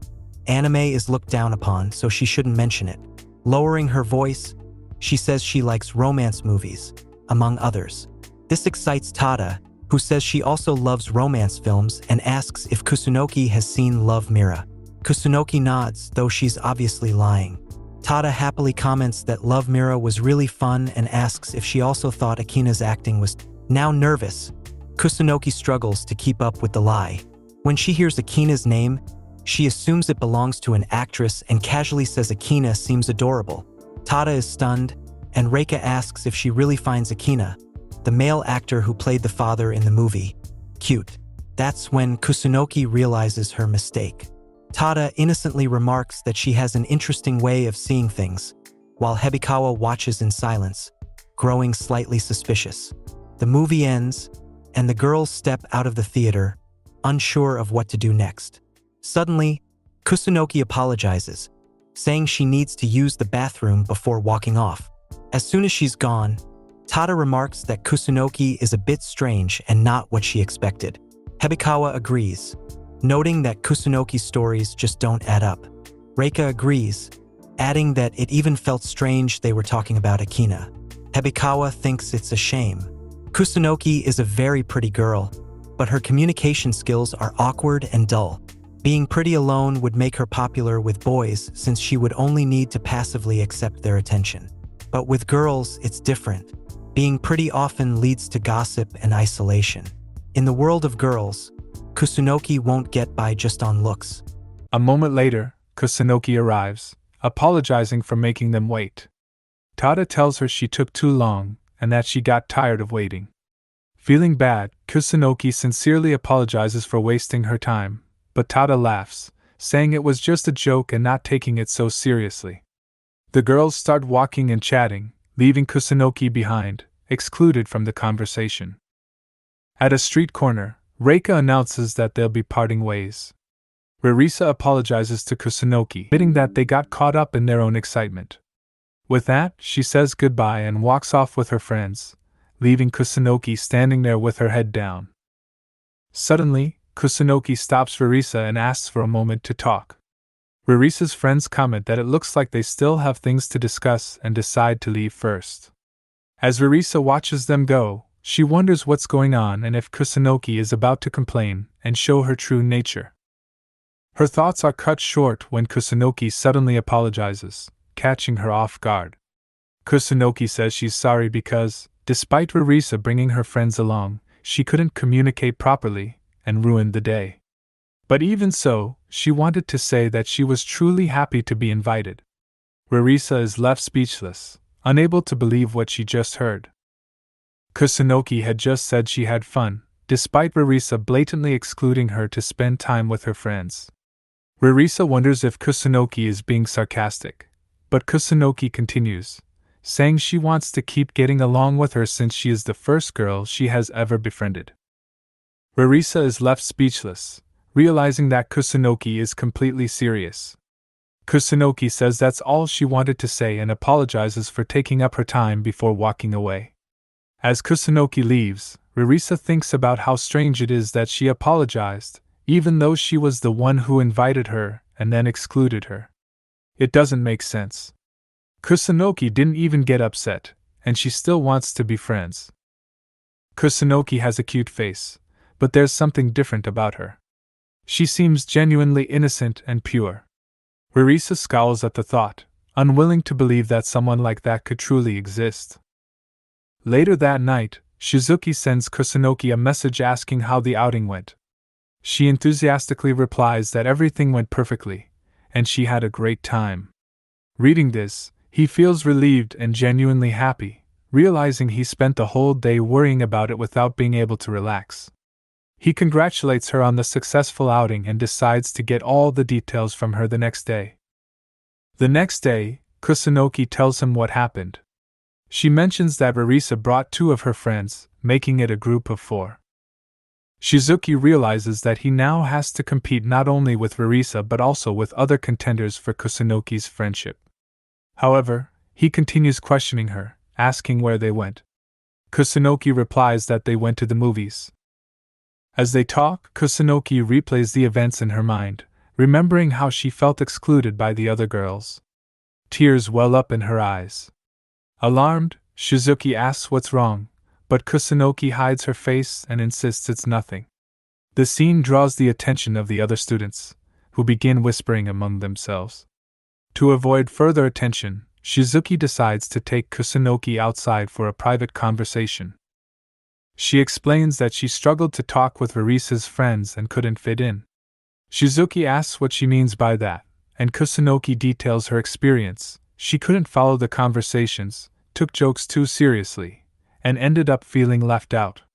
She then apologizes to Shizuki, saying that despite his help, she wasn't able to do anything. Shizuki stands up and tells her there's no need to apologize. Of course, she wasn't going to succeed right away. It's like a low-level character trying to fight the final boss. Winning on the first try is impossible. He encourages her not to give up, saying there's nothing to be embarrassed about. They can keep practicing until she improves and can hold a normal conversation. Besides, she already did well. His words lift Kusunoki's spirits. She smiles and asks when their next training session will be. Seeing her recover, Shizuki feels relieved. They return to class, and Kusunoki asks if her eyes are red. Shizuki confirms, saying she cried a lot. Just then, they are surprised to see Rarisa standing at the classroom entrance. Kusunoki is taken aback. Rarisa approaches and says she wants to apologize face to face. After giving Kusunoki a strange look, she takes her hands and sincerely apologizes for what happened yesterday. Bringing her friends along was selfish, and she realizes it was insensitive. Even if it was just a casual outing, she should have considered Kusunoki's feelings. She also says that Kusunoki's words at the end of the night made her really happy. Then, she asks if Kusunoki can forgive her. Shizuki watches, shocked by the situation. Kusunoki innocently replies that she should forgive her since it was all her fault.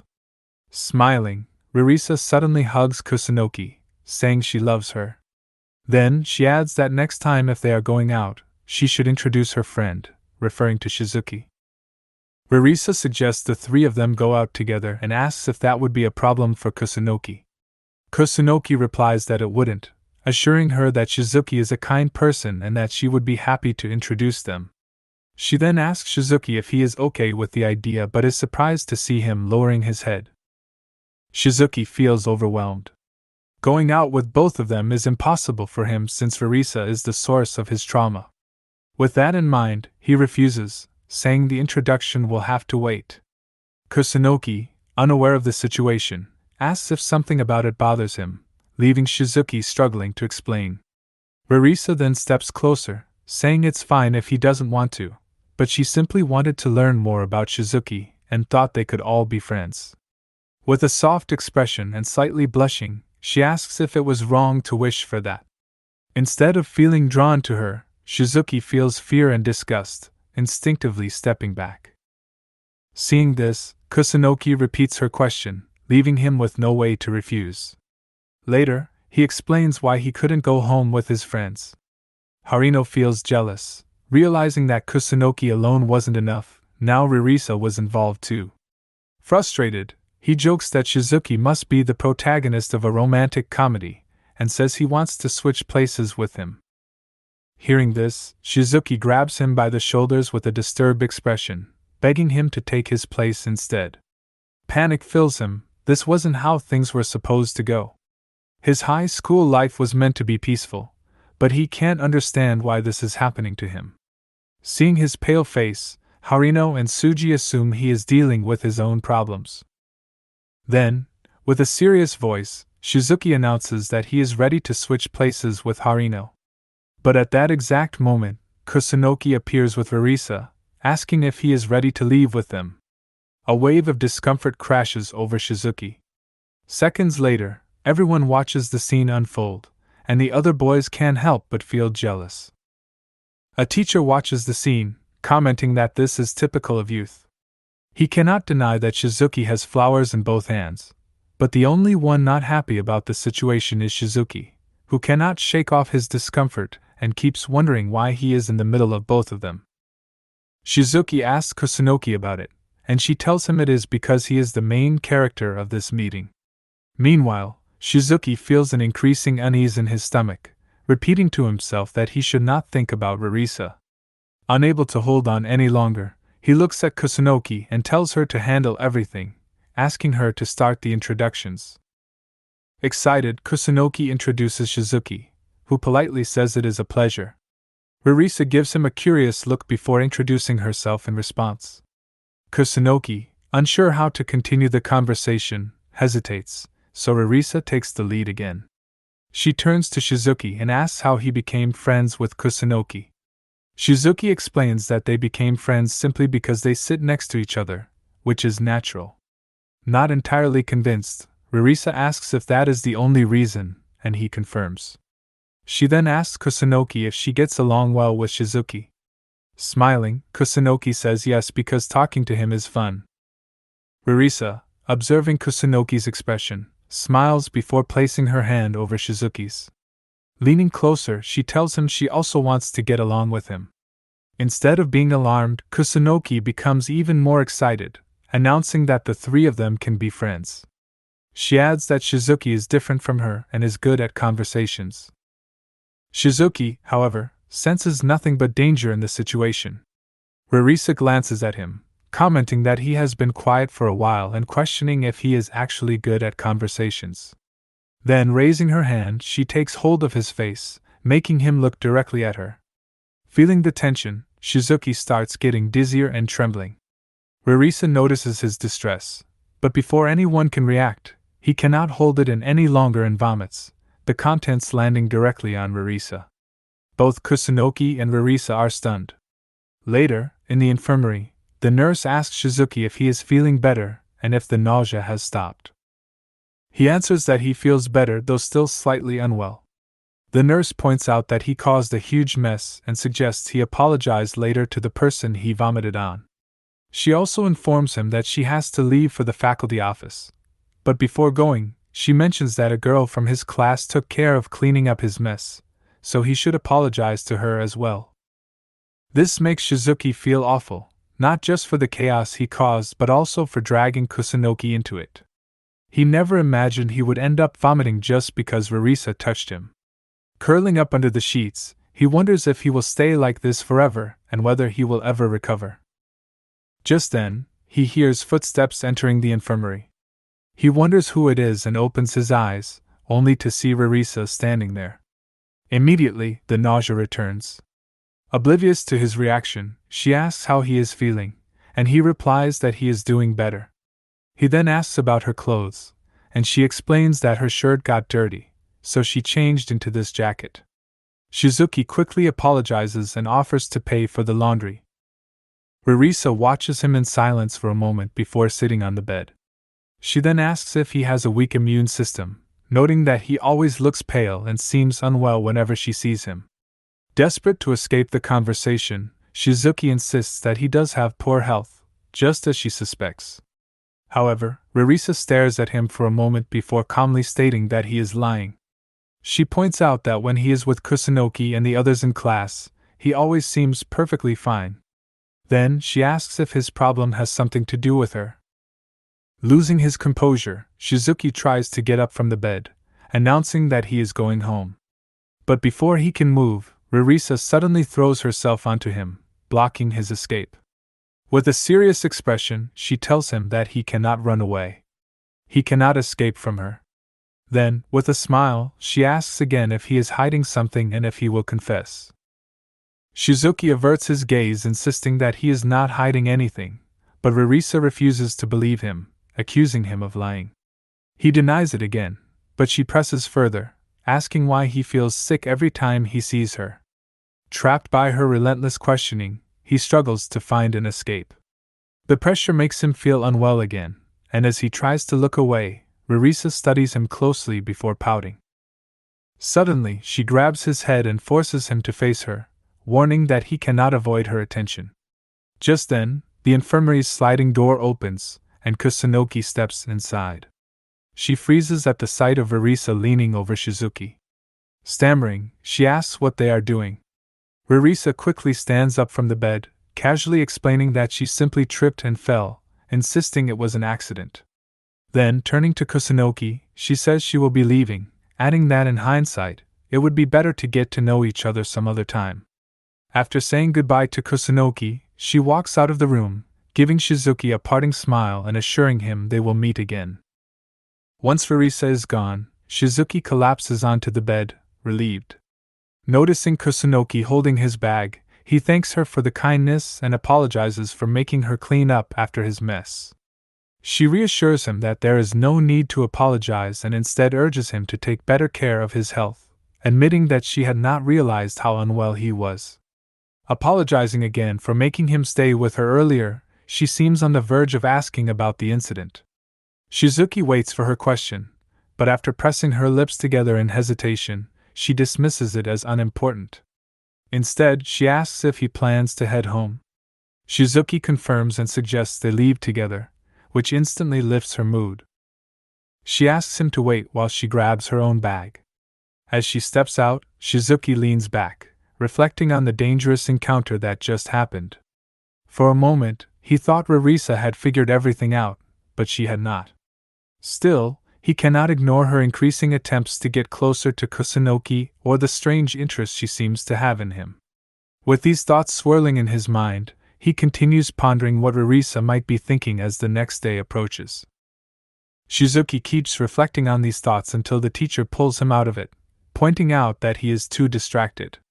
The teacher then warns the class to pay attention since exams are approaching, and those who do not focus will fall behind. Hearing this, Shizuki decides to stop worrying about everything else and focus on his top priority, the midterm exams. Later, the teacher hands out the results of the mock exams. Seeing his score, Shizuki feels relieved.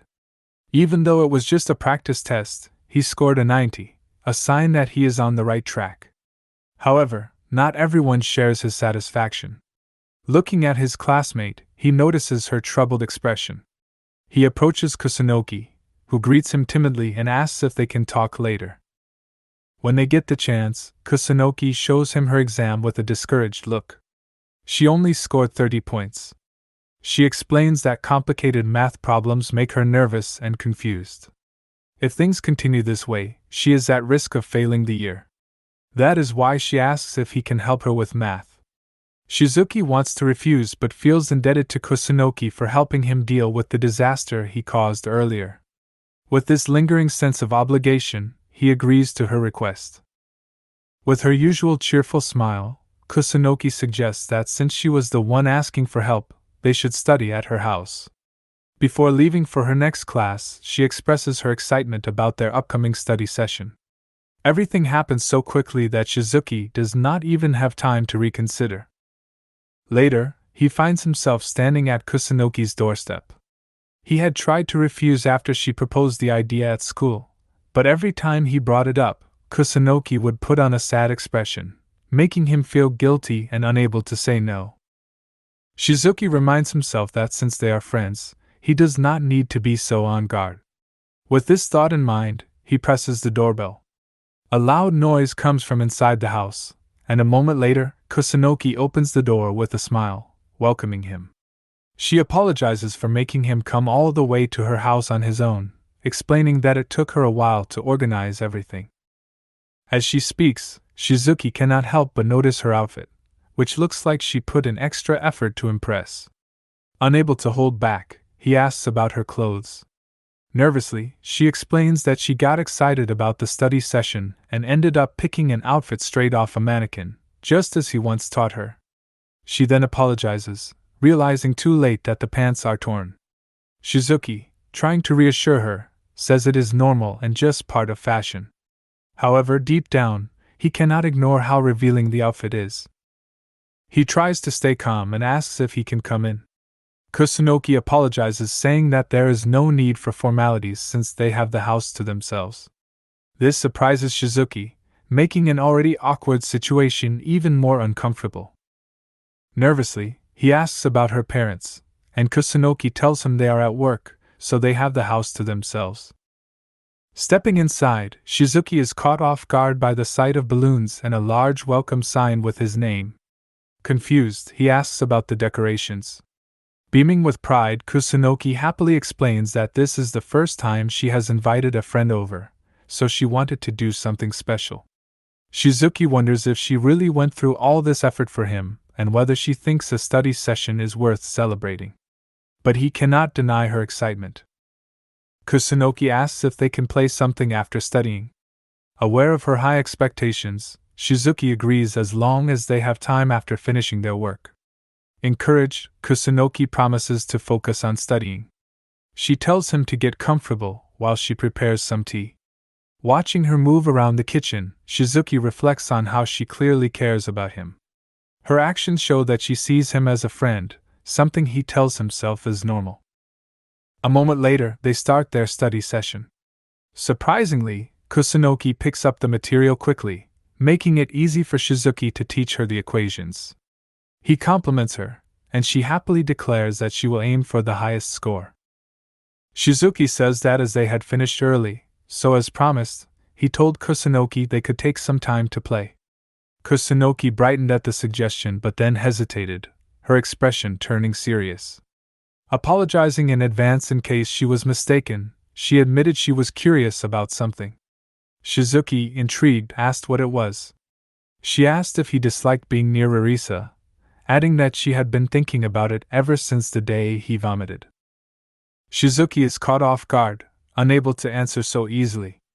Explaining that he's traumatized because Rarisa spoke badly about him behind his back, or that she was his first love in middle school, feels impossible. There's too much to unpack and putting it into words is overwhelming. He's afraid that being honest might cost him his friends or make him a target for ridicule. Even though he knows Kusunoki is different, more understanding than most, he still hesitates. He tells her it's complicated and that he can't explain.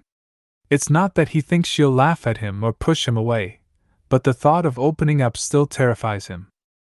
Kusunoki apologizes, admitting she's not good at handling sensitive topics and often fails to read the atmosphere.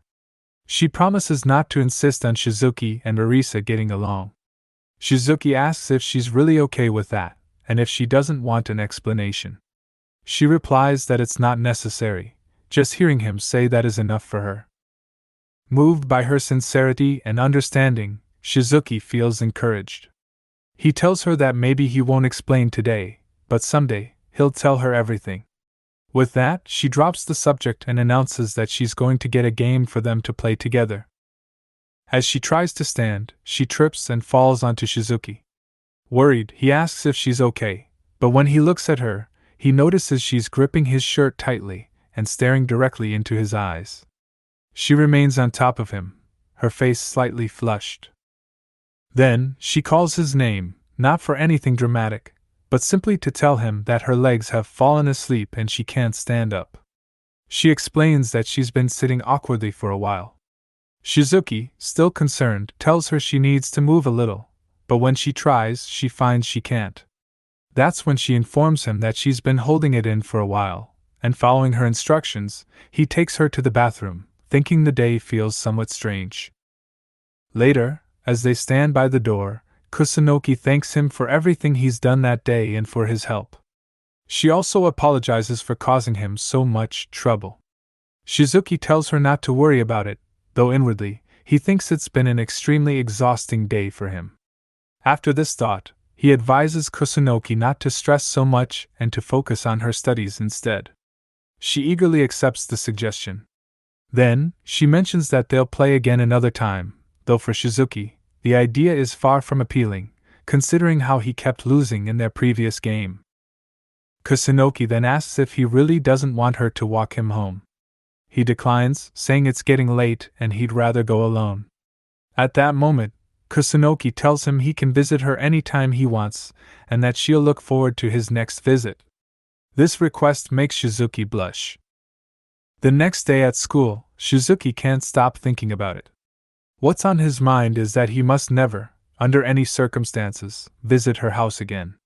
He feels that when he's alone with Kusunoki, something inside him could break at any moment. He knows that moment during the fall was dangerous.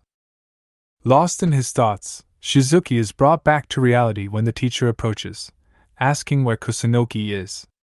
Looking over at her seat, he realizes she's not there. Since the teacher needs to give her something, Shizuki leaves to go find her.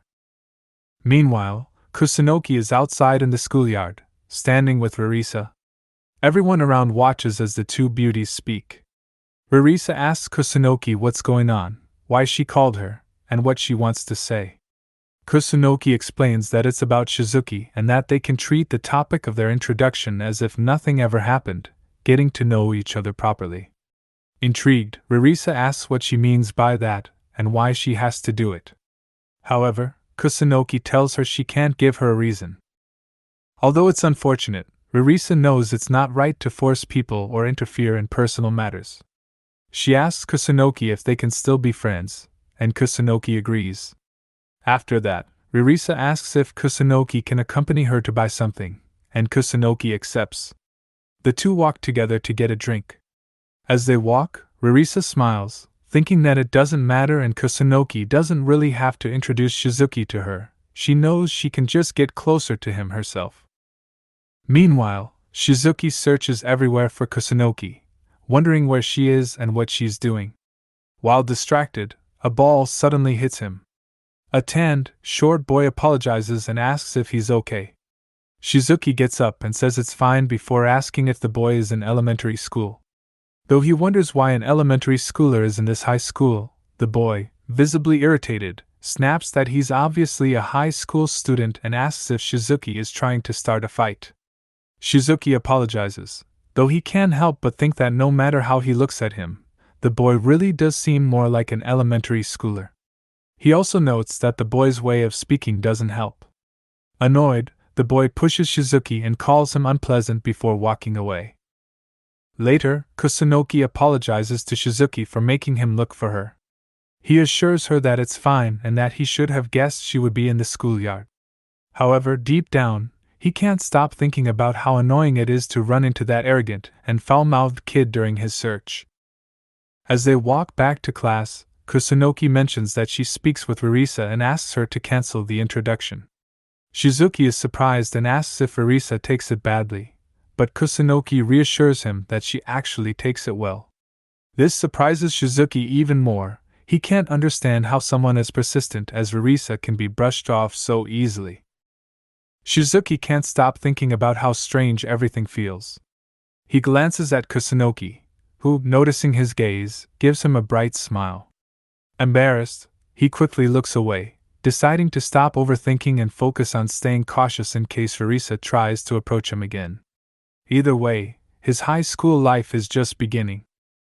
Moments later, the teacher announces the start of the exam.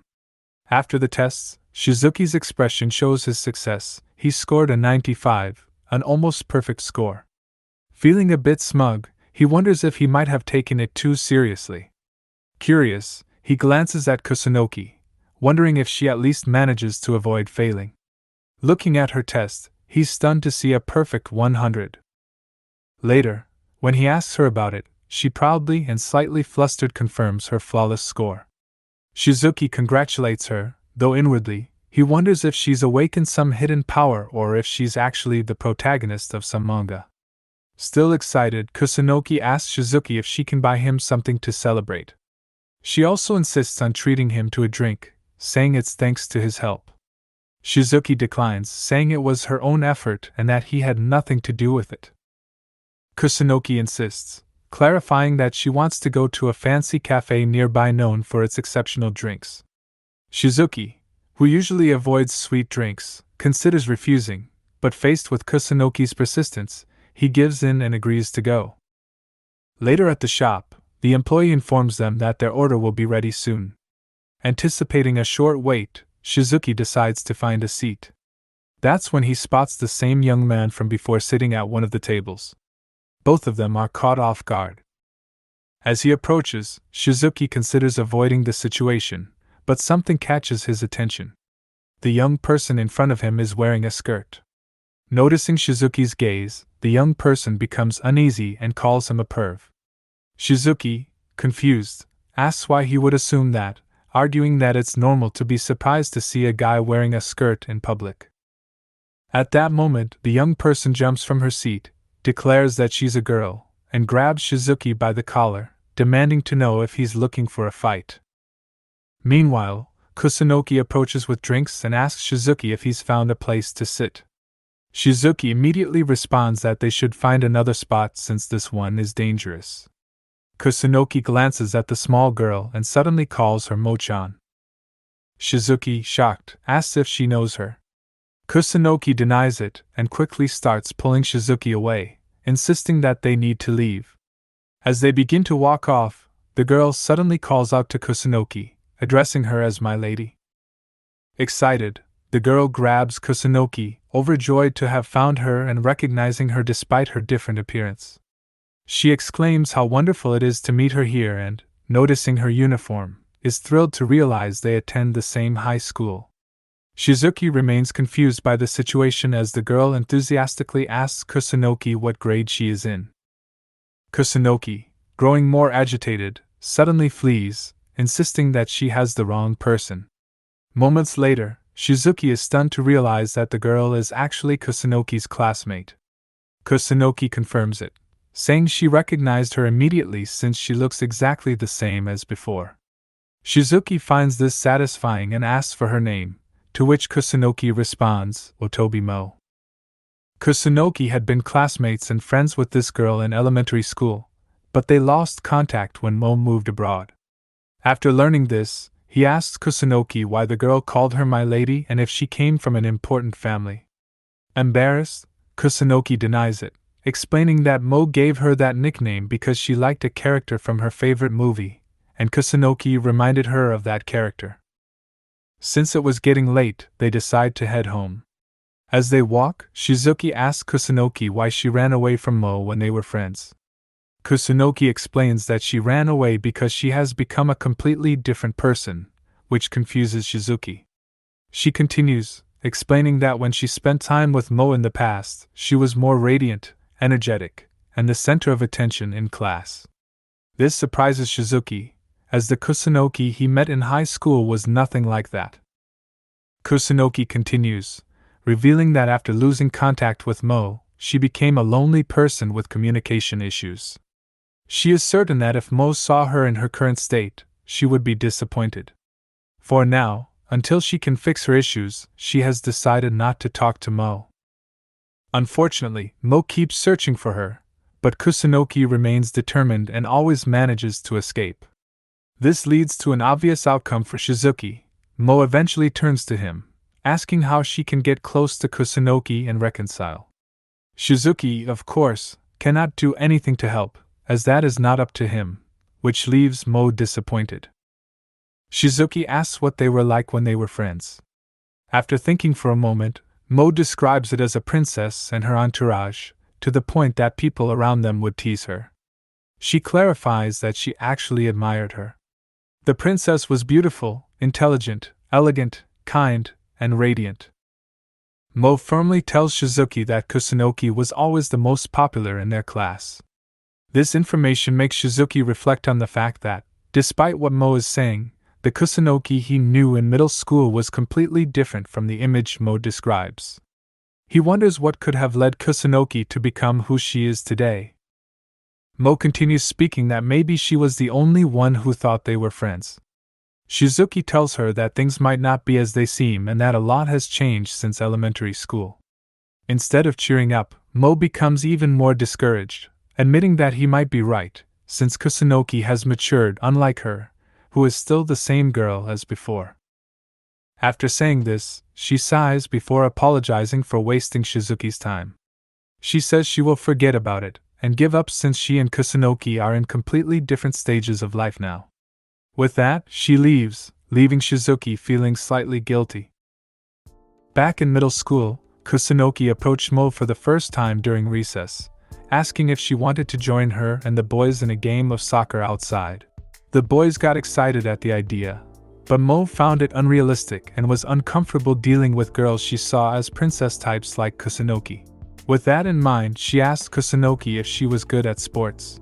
Kusunoki immediately said no, which did not surprise Mo. However, Kusunoki then said that despite that, she still wanted to play with them. Moments later, everyone was shocked to see Kusunoki stopping every shot. This did not make Mo happy. She accused the boys of letting Kusunoki win just because she was a girl, but they insisted that they weren't going easy on her. Kusunoki was just that good. Determined, Mo demanded that the next shot be hers, refusing to give Kusunoki any advantage. As the game resumed, Mo received a pass and struck the ball with full force. At the goalpost, Kusunoki dives to catch the ball, but it hits her face. Mo quickly runs over to check if she is okay. Kusunoki says it is nothing, though Mo has her doubts since Kusunoki's nose is bleeding. Kusunoki wipes her nose and says she is fine, smiling as she promises to block the next shot properly. That moment is when Mo first becomes fascinated with the princess. These are the memories Mo recalls while sitting at school. She had been happy to find Kusunoki again, but things ended badly. Her attention shifts to the noise of her classmates laughing and celebrating as they admire some cosmetics. Seeing them, Mo feels a twinge of envy, wishing she could be more like them, mature and feminine. She wonders if that is even possible. Later in the evening, Kusunoki is studying when her phone buzzes. It is a call from Shizuki. She answers, and Shizuki apologizes for bothering her. She asks if there is practice, but Shizuki says no and gets straight to the point. He asks why she is not talking to Mo. The question catches Kusunoki off guard. Shizuki reminds her that she once said she would not speak to Mo until she fixed her communication issues, but that goes against what she truly wants. If she wants friends, she should try talking to her. Kusunoki explains that she is not the same as before and does not want Mo to see her like this. She is afraid Mo might end up hating her. Shizuki, now frustrated, tells her to stop saying nonsense. He says she is ruining everything before even trying and asks if she does not want to be friends with Mo again. His direct words finally make Kusunoki admit that she does want to talk to Mo. Hearing that, Shizuki is relieved and tells her to go speak with her directly. He adds that her communication skills have improved a lot, and the compliment encourages Kusunoki even more, making her say she will do her best. Later, after classes end, Mo gets ready to head home when Kusunoki suddenly stops her, catching her off guard. Both of them feel uneasy, unsure how to start the conversation. Mo wonders what kind of divine intervention made Kusunoki want to walk home with her all of a sudden. Looking at Kusunoki, Mo misreads her anxious expression, thinking Kusunoki actually feels uncomfortable being with her. Mo apologizes and tells her she doesn't have to force herself to walk home together. She adds that even though they were friends in the past, it doesn't mean they have to act like it now. She also apologizes for being too persistent before. Kusunoki quickly denies that and says trying to talk to her actually makes her really happy. But she had been afraid of disappointing her. She confesses that after they grew apart, she became a completely different person. She had no friends, struggled with communication, and preferred manga and video games. Because of how she was now, she thought they could never be friends again. That's why she kept avoiding her. Hearing this, Mo feels relieved and asks if that means Kusunoki doesn't hate her. Kusunoki says she doesn't, explaining that she's just not good at talking to others, and that's all. Mo, still surprised, tells her she doesn't care what kind of person Kusunoki is. To her, the princess will always be the princess. What really worried her was the thought that Kusunoki had changed her mind because of her appearance. How she still looked like a child and didn't seem like a mature woman. She thought maybe that had driven Kusunoki away. Kusunoki, confused, asks what she's even talking about, since neither of them is old enough to be considered an adult yet. In that moment, Mo says it is not about that and tries to explain what she meant, but Kusunoki stops her. She says that just like her, it does not matter what Mo looks like. To her, she will always be Mo. After those words, the two of them start laughing, realizing they had said the same thing. The next day, Shizuki walks through the school hallway, worried and wondering how things went with Kusunoki. When he looks up, he sees both of them smiling happily. Surprised, he greets them cheerfully. Kusunoki responds with the same energy, and Mo, noticing his face, teases him by asking why he looks so happy this early in the morning. Shizuki tells her to knock it off. Later, Mo visits Kusunoki's classroom with a bright smile, asking if they can eat lunch together since she made it with care. Shizuki watches the scene and notices how since that day, Kusunoki and Mo have regained their trust and seem to be getting along well. As he watches them, he reflects that this whole situation helped him learn a bit more about Kusunoki's past. From what he heard, she used to be bright, active, and the kind of person who always stood out in class. It makes him wonder why she ended up becoming so withdrawn during high school, a reason he still has not heard. But deep down, he doubts it is a happy story. As he watches Kusunoki chatting cheerfully, that thought lingers in his mind. Shizuki decides not to interfere and promises to leave her alone without bringing up those topics again.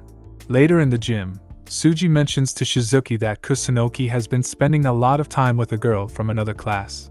Everyone has been talking about it. According to what he heard, the girl is small. That's when Shizuki says it's Kusunoki's childhood friend, someone she's known since elementary school.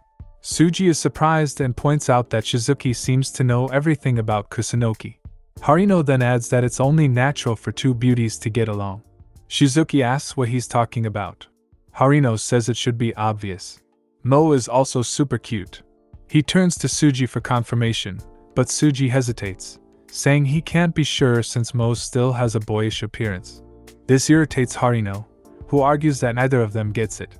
He says that tan skin and big eyes, even if they look childish now, have the potential to grow into something stunning. Hearing this, Suji mutters that Harino is disgusting. Shizuki, on the other hand, realizes he has never thought about Mo that way. Later in class, Mo walks up to Shizuki and asks where the princess is. Shizuki says he doesn't know and asks if she needs something. Mo says no, she just wanted to see her, and decides to go look for her. Shizuki watches her walk away. Looking closely, he notices that she actually has a very pretty face. But to him, she kind of looks more like a handsome guy. Those words accidentally slip from his mouth, and by the time he notices, it's too late. Mo immediately reacts, demanding to know if he's calling her a guy again and asking if he wants to fight. Realizing his mistake, Shizuki tries to explain himself. He says a friend told him she was cute, and he just repeated it without thinking. This flusters Mo, who asks what he means by that. Shizuki answers that it's exactly what it sounds like. Though now that he thinks about it, she looks more like a handsome boy. Mo lowers her head and sadly says that she's not as feminine as the princess anyway. Irritated, she leaves the classroom. Shizuki watches her go, wondering if he made her angry. Later, back in her class, Mo reflects on how frustrating it is to be seen as a boy. She wonders if she really looks that much like one. Her thoughts are interrupted when a classmate tells her she got a small cut and asks if she has a bandage. Mo says she's sure she has one and starts looking through her bag. Inside, she finds a small hair ornament. She hands the bandage to her classmate but keeps staring at the ornament in silence. Meanwhile, Kusunoki scolds Shizuki, saying it's no wonder Mo got upset. She explains that Mo has a feminine side. She likes sweet things and collects cute and small accessories as part of her hobbies. This surprises Shizuki, who never imagined it because of Mo's usual boyish behavior. Kusunoki continues, saying that maybe his words really hurt her. This makes Shizuki think more deeply about what he said. Later, while cleaning the stairs, Shizuki is still thinking about the situation. He wonders if Mo is still upset. It feels awkward being stuck in this tension, so he decides that when he sees her again, he'll apologize. Just then, he hears someone coming down the stairs. He looks up and is shocked to see Mo. She sees him too but keeps walking. Then something catches his eye. Mo is wearing a hair ornament. It's clear now that what he said earlier did affect her. She wasn't wearing it that morning, so it can't just be a coincidence. As he stares, Mo glares at him and asks what he's looking at. She snaps at him, demanding to know if he's going to call her a boy again. Shizuki lowers his gaze and apologizes for the way he treated her. He admits he was rude but didn't mean anything bad by it. He says he genuinely finds her face well-defined and beautiful. She asks what he means by beautiful, and he corrects himself, saying her face just looks really cute to him. As Mo tries to respond, she suddenly stumbles forward. Shizuki quickly catches her before she falls, and she ends up pressed against his chest. After pulling away, he advises her to be more careful. He then picks up the brooch she dropped. She takes it, visibly uncomfortable, and puts it in her pocket. This surprises Shizuki, who asks if she won't wear it again. She says no, claiming it doesn't suit her anyway. He tells her she's completely wrong and that it actually looks really cute on her. She gets flustered and tells him to stop bothering her before running off. Shizuki stands there thinking he upset her again, feeling like she's hard to deal with. Meanwhile, Mo hides behind one of the columns downstairs, unable to calm what she's feeling. She mutters that Shizuki is really annoying, her face clearly flushed. The teacher announces the start of the holidays. Kusunoki tells Shizuki how exciting it is. During the break, he starts working part-time at a cafe owned by his uncle. One of the part-timers had suddenly quit, and they invited him to help out over the holidays. With no plans and in need of money, the offer fits perfectly. Shortly after starting, his uncle asks if he has a girlfriend. Shizuki finds the question annoying and says he's not interested in that kind of thing. His uncle calls him boring, which only adds to his discomfort. Despite acting indifferent, Shizuki feels uneasy as Kusunoki's face pops into his mind. He wonders if maybe she really does mean something to him. Before he can finish the thought, the door opens. He welcomes the new guests and freezes when he sees Kusunoki and Mo standing there. Mo cheerfully says the rumor was true, he really is working at a cafe. Still confused, Shizuki asks what they are doing here. Mo casually replies that they just dropped by. Shizuki turns to Kusunoki, frustrated that she came despite him asking her not to. Kusunoki apologizes, saying Mo insisted and dragged her along. Mo defends Kusunoki, saying Shizuki should stop blaming her and focus on serving his customers, which annoys him even more since he cannot be rude to them. He tells them to sit wherever they want. Meanwhile, his uncle leans in and whispers, asking which of the two is the real candidate. Shizuki brushes it off, saying they are just friends. Knowing how things will go, he decides to serve them as quickly as possible so they will leave. But at the counter, the two girls take their time choosing what to eat. They ask what the special cake of the day is. Shizuki says it's the mango cake. Delighted, both choose that one. When Shizuki turns to prepare their order, seeing their smiles, Shizuki forgets his earlier thoughts about wanting them to leave quickly. He decides it's fine if they take their time. After finishing their food, Kusunoki asks about Shizuki's uncle. Shizuki tells her he went out earlier to run some errands. Kusunoki asks him to tell his uncle that the cake was delicious. Shizuki agrees, then asks what they plan to do next. Kusunoki, excited, says they're going to catch insects. They're heading to the store first to buy some nets and baskets. She and Mo exchange determined looks, silently challenging each other to see who catches more. At that moment, Shizuki realizes why Kusunoki and Mo get along so well. The girls decide it's time to go, though Mo says she needs to use the bathroom first. While Mo is away, Kusunoki apologizes to Shizuki for showing up at the cafe unannounced. Shizuki tells her it's not a problem and that she doesn't need to worry. He then asks if they have a lot of plans for the break. Kusunoki says Mo has a ton of plans lined up. But then her mood softens, and she admits she misses Shizuki, especially during vacations when they rarely get to see each other. Worried about how to take that, Shizuki stays quiet. Kusunoki then suggests they play together during summer break, catching him off guard. Before he can respond, Mo returns and says they're ready to leave. They ask for the bill. Shizuki rings them up. Mo casually says they'll be back later. Shizuki, sounding blunt, tells her there's no need. Mo replies that she can't agree to that, since part of her wants to see his annoyed face again like before. Hearing that, Shizuki starts thinking. Mo still doesn't like Shizuki. After this exchange, Kusunoki gets ready to leave, but before she goes, Shizuki calls out to her and says he will contact her later so they can talk more about what they mentioned earlier. At that moment, the cafe doors open again. Shizuki welcomes the new customers but is stunned to see Rarisa walking in with a friend. Rarisa is surprised too, but when she notices Shizuki's reaction, she smiles. She greets Kusunoki and says it's quite the coincidence to see her there. When she sees Shizuki's uniform, she's surprised to find out he works at this place. Shizuki is in disbelief. He wonders why Rarisa had to show up now of all times. Kusunoki asks Rarisa why she's here, and Rarisa explains she's hanging out with a friend from middle school and they decided to stop at the cafe for a break. She calls it a big coincidence. Then she asks Kusunoki if she's also out with friends.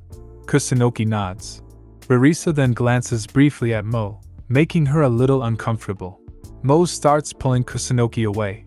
Rarisa says goodbye, and Kusunoki is dragged outside by Mo while still looking at Shizuki.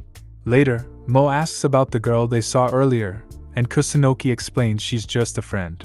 Then Mo invites her to go buy nets and baskets to catch bugs. Kusunoki agrees, though she still looks uneasy. She silently wonders if everything is okay inside the cafe. Inside, Maya looks around with excitement, amazed by the place. Rarisa tells her to calm down.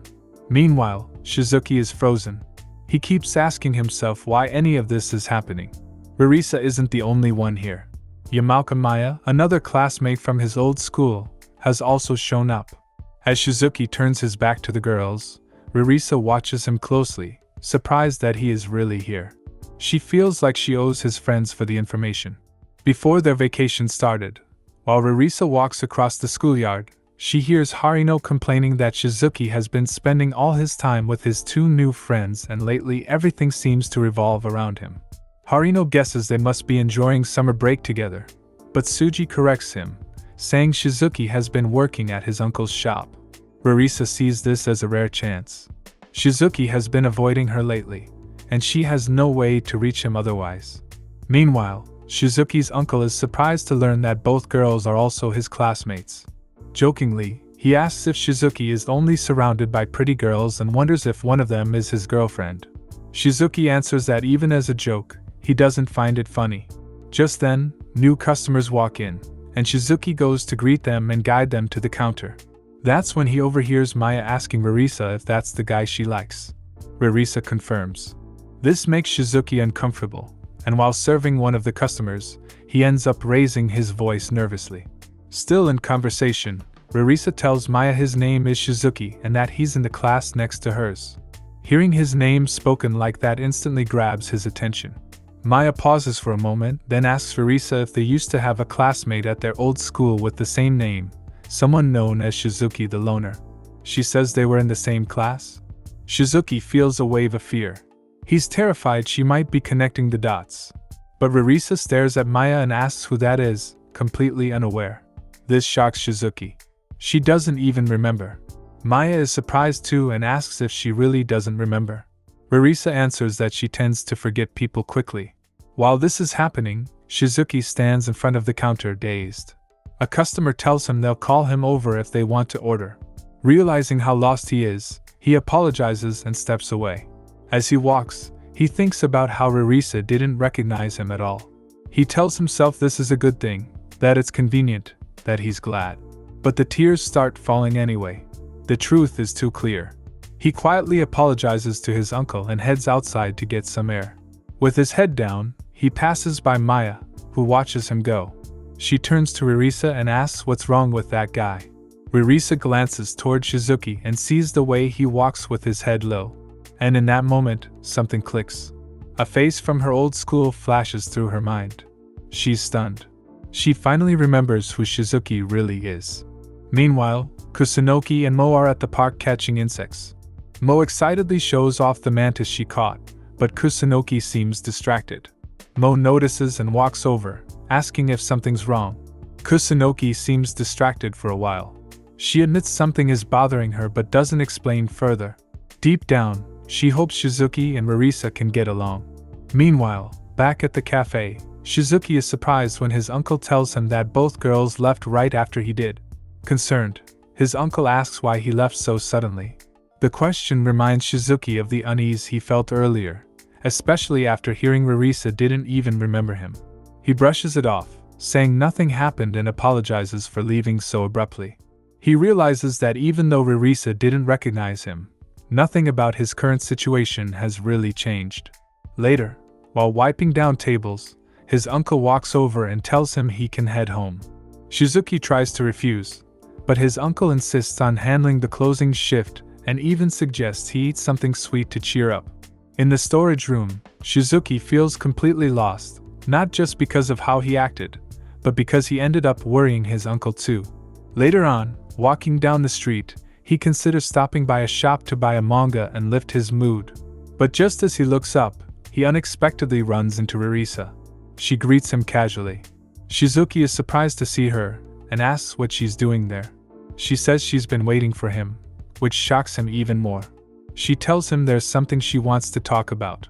Shizuki walks past her, saying he has nothing to discuss with her. She calls him cold, especially considering how well they got along back in middle school. Hearing that makes Shizuki freeze. He realizes she does remember him after all. He tells her they should go somewhere else to talk.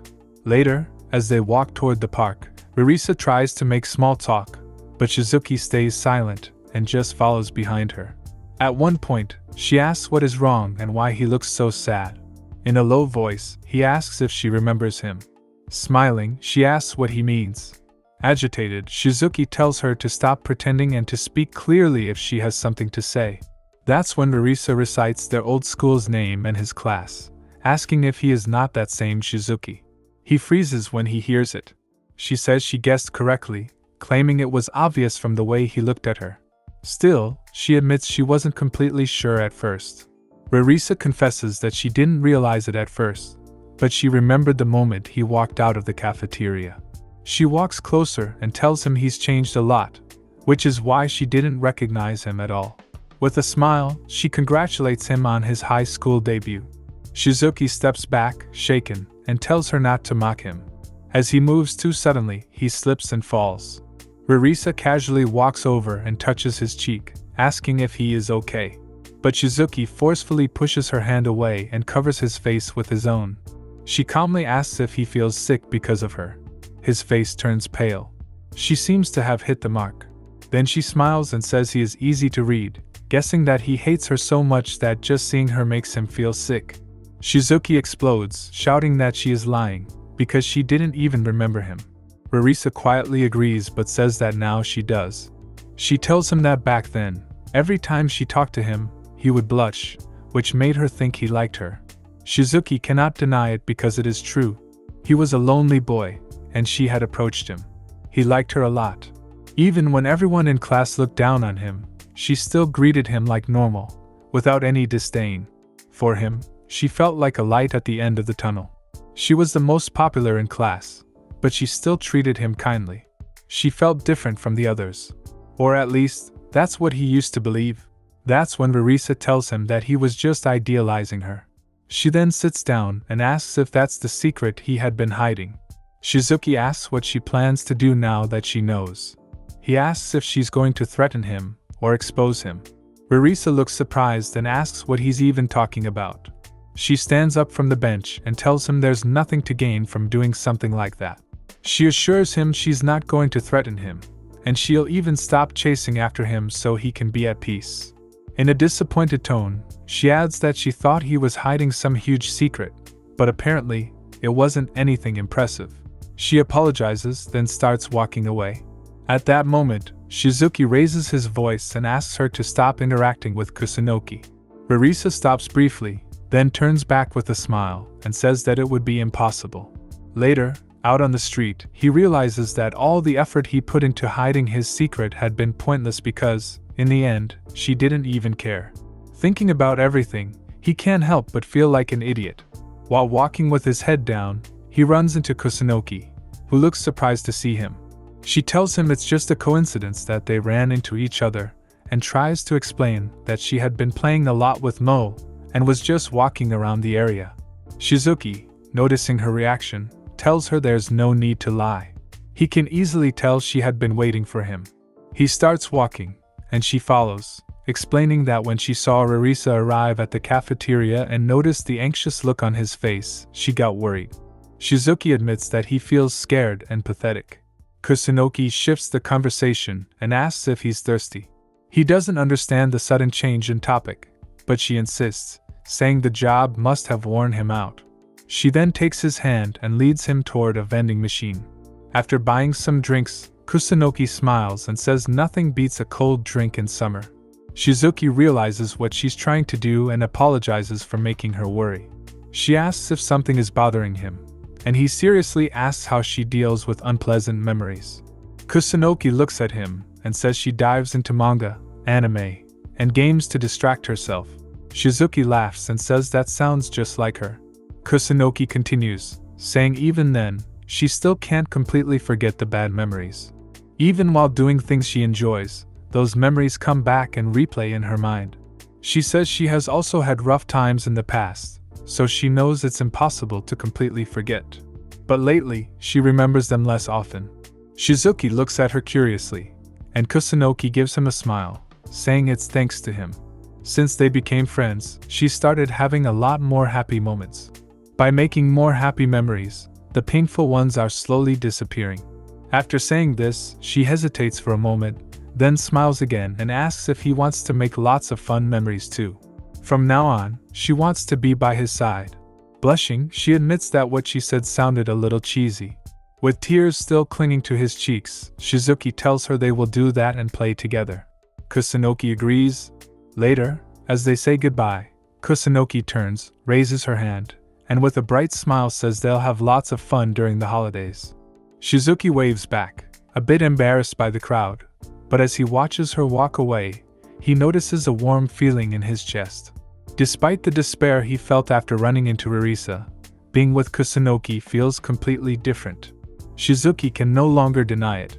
He likes Kusunoki. Sometime later, Shizuki reflects on the past. Back in middle school, he fell in love with Arisa, the most attractive girl in class. Now in high school, his feelings have shifted toward Kusunoki, who is also considered the most beautiful in the class. This makes him wonder if he has a weakness for pretty girls. After everything that happened with Arisa, he had promised not to fall for another pretty face. He had started to distrust girls like that. But now, it seems he's repeating the same mistake. Even so, he knows what he feels about Kusunoki is different from what he felt for Arisa. Still lost in thought, his phone suddenly rings. When he checks it, he finds a message from Kusunoki with a cheerful idea. She suggests a beach trip. According to her, it would be the perfect way to enjoy the holidays, and the ocean could help ease their minds. Shizuki, however, thinks it's a terrible idea. The two of them alone on a beach is definitely not something he can agree to. He replies by saying that only two of them going to the beach felt a bit odd, and Kusunoki agrees, saying it would be more fun if more people came along, so she planned to ask Mo. That's when Shizuki starts to panic. Things just got worse, now it would be him with two girls. To fix it, he says he'll bring his friends too. Kusunoki is surprised and texts back saying she doesn't want any other boys to see her in a swimsuit except for him. This catches him completely off guard and shakes him a little. While he's still trying to figure out what she meant by that, his phone buzzes again. Kusunoki apologizes for being selfish and agrees to let others come. Shizuki, thinking it over, tells himself her words probably don't mean anything. Then he flops back on his bed, realizing he's being pulled in by Kusunoki again. Meanwhile, Kusunoki invites Mo right away. Mo hesitates since going to the beach means wearing swimsuits, and she's about to say no. But when Kusunoki mentions Shizuki hasn't been feeling well and this trip is to cheer him up, she starts to reconsider. Kusunoki adds that if Mo doesn't come, Shizuki won't invite his friends, and it'll just be the two of them. That's enough to convince Mo to join. Kusunoki also invites her to go buy swimsuits before the day of the trip. Later, while shopping, Kusunoki shows Mo a cute cow-patterned swimsuit, but Mo immediately rejects it, saying it looks weird. She then pauses to look at Kusunoki's chest and comments that Kusunoki seems to be well endowed. Ignoring the topic, the girls continue browsing and eventually pick out their swimsuits. After that, they leave the store. Mo is exhausted while Kusunoki looks radiant, proud of how well she did. Mo tries to say something but stops when she sees Kusunoki's expression. Kusunoki is gazing into the distance with a slight blush, wondering if Shizuki might like her too. She quickly apologizes for spacing out, and then invites Mo to grab a drink before heading home. As they walk down the street, Mo keeps watching her and thinks this is the first time she has seen Kusunoki make that kind of expression. Later, the long-awaited beach day finally arrives. Shizuki is nervous, since it's his first time going to the beach with friends. Harino jokes that he still can't believe Shizuki invited them, especially when he's showing up with two cute girls. Suji mocks him too, teasing that being popular seems like a struggle for him. Shizuki defends himself, saying he only came because he was invited and couldn't turn it down. Just then, Kusunoki and Mo interrupt the conversation, arriving in their swimsuits and apologizing for the delay. Due to the delay, the group draws attention as they arrive, causing the boys to blush. Harino thanks Shizuki sincerely and decides to start enjoying the beach. Kusunoki approaches Shizuki and asks for his opinion about the swimsuit Mo picked out for her. Shizuki, nervous and embarrassed, compliments the swimsuit but quickly changes the subject by asking if everyone is ready for warm-ups, leaving Kusunoki surprised by his sudden shift in interest. What she doesn't realize is that Shizuki's heart is racing. Determined to avoid Kusunoki for the rest of the day, Shizuki keeps his distance. Meanwhile, the others begin to attract attention as people around them wonder what kind of activity they're about to start. Kusunoki and Mo are having a swimming race in the sea, and Kusunoki wins easily, revealing her unexpected skill in swimming. Shizuki is surprised, wondering how someone with that kind of talent ended up on their side. Just then, Harino shows up and suggests they all play volleyball, asking Shizuki to invite the girls. Shizuki tells him to ask the girls himself, but Harino refuses, saying it's his first time meeting Mo and that he hasn't spoken to Kusunoki since he introduced them. With no choice, Shizuki goes to invite the girls himself. He finds them playing nearby and tells them about the volleyball match. They agree to join. Shizuki notices that Kusunoki still keeps her distance from Harino and Suji, and deep down, he hopes this trip helps them grow a little closer. The game begins. Suji takes the role of referee while the others play in pairs of one boy and one girl. The teams are set, Mo with Shizuki and Harino with Kusunoki. Kusunoki watches silently as the game is about to begin. Moments later, Shizuki and Mo suffer a complete defeat, even though they give it their all. Shizuki can't stop himself from feeling the sting of the loss. Meanwhile, excited, Harino tries to high-five Kusunoki, but she is too distracted to notice. Realizing it, Harino quickly apologizes, and Kusunoki does the same, leaving both in an awkward moment. After that, Suji suggests they get something to eat. Since not everyone needs to go fetch the food, Harino proposes that, as punishment for losing the game, Shizuki should be the one to go buy it. Shizuki argues that losing the game has nothing to do with it, but Harino insists that it's part of the rules. Kusunoki, meanwhile, is lost in thought, staring at Shizuki. Suddenly, whether by impulse or distraction, she touches Shizuki's back, startling him. Kusunoki is just as surprised by his reaction. Embarrassed, Shizuki apologizes for overreacting, but Kusunoki apologizes too and offers to go with him to get the food. Feeling awkward, Shizuki says she doesn't need to go since she won. He asks Mo to come along with him instead. He invites Suji too, though he first refuses, saying he was only the referee, but eventually he gives in. With a slight frown, Kusunoki watches them walk away, her heart heavy with a confusion she can't explain. Harino walks over and is surprised to see her crying. Concerned, he asks what's wrong, but Kusunoki insists nothing is, even though it's clearly not true. Harino gently suggests they return to the shade. Sitting beneath the umbrella while they wait, Kusunoki continues crying, and Harino has no idea how to handle the situation. Then, suddenly she asks if Shizuki is acting differently. Confused, Harino asks what she means. Kusunoki explains that his attitude seems a bit cold. Harino thinks about it and replies that Shizuki has always been like that, but Kusunoki disagrees, insisting he used to be kind and that until recently he had been acting normal. That day, however, his behavior feels extremely off. After a brief glance at Kusunoki, Harino says he understands. He tries to explain that the circumstances that day are different. Kusunoki lowers her gaze, realizing what he means. He continues, saying that even if they're friends, she's still a girl, and maybe Shizuki is starting to be aware of that. The thought that they might not be able to stay friends crosses Kusunoki's mind. She shakes her head and argues that Shizuki isn't like that. She says he's her friend and she trusts him.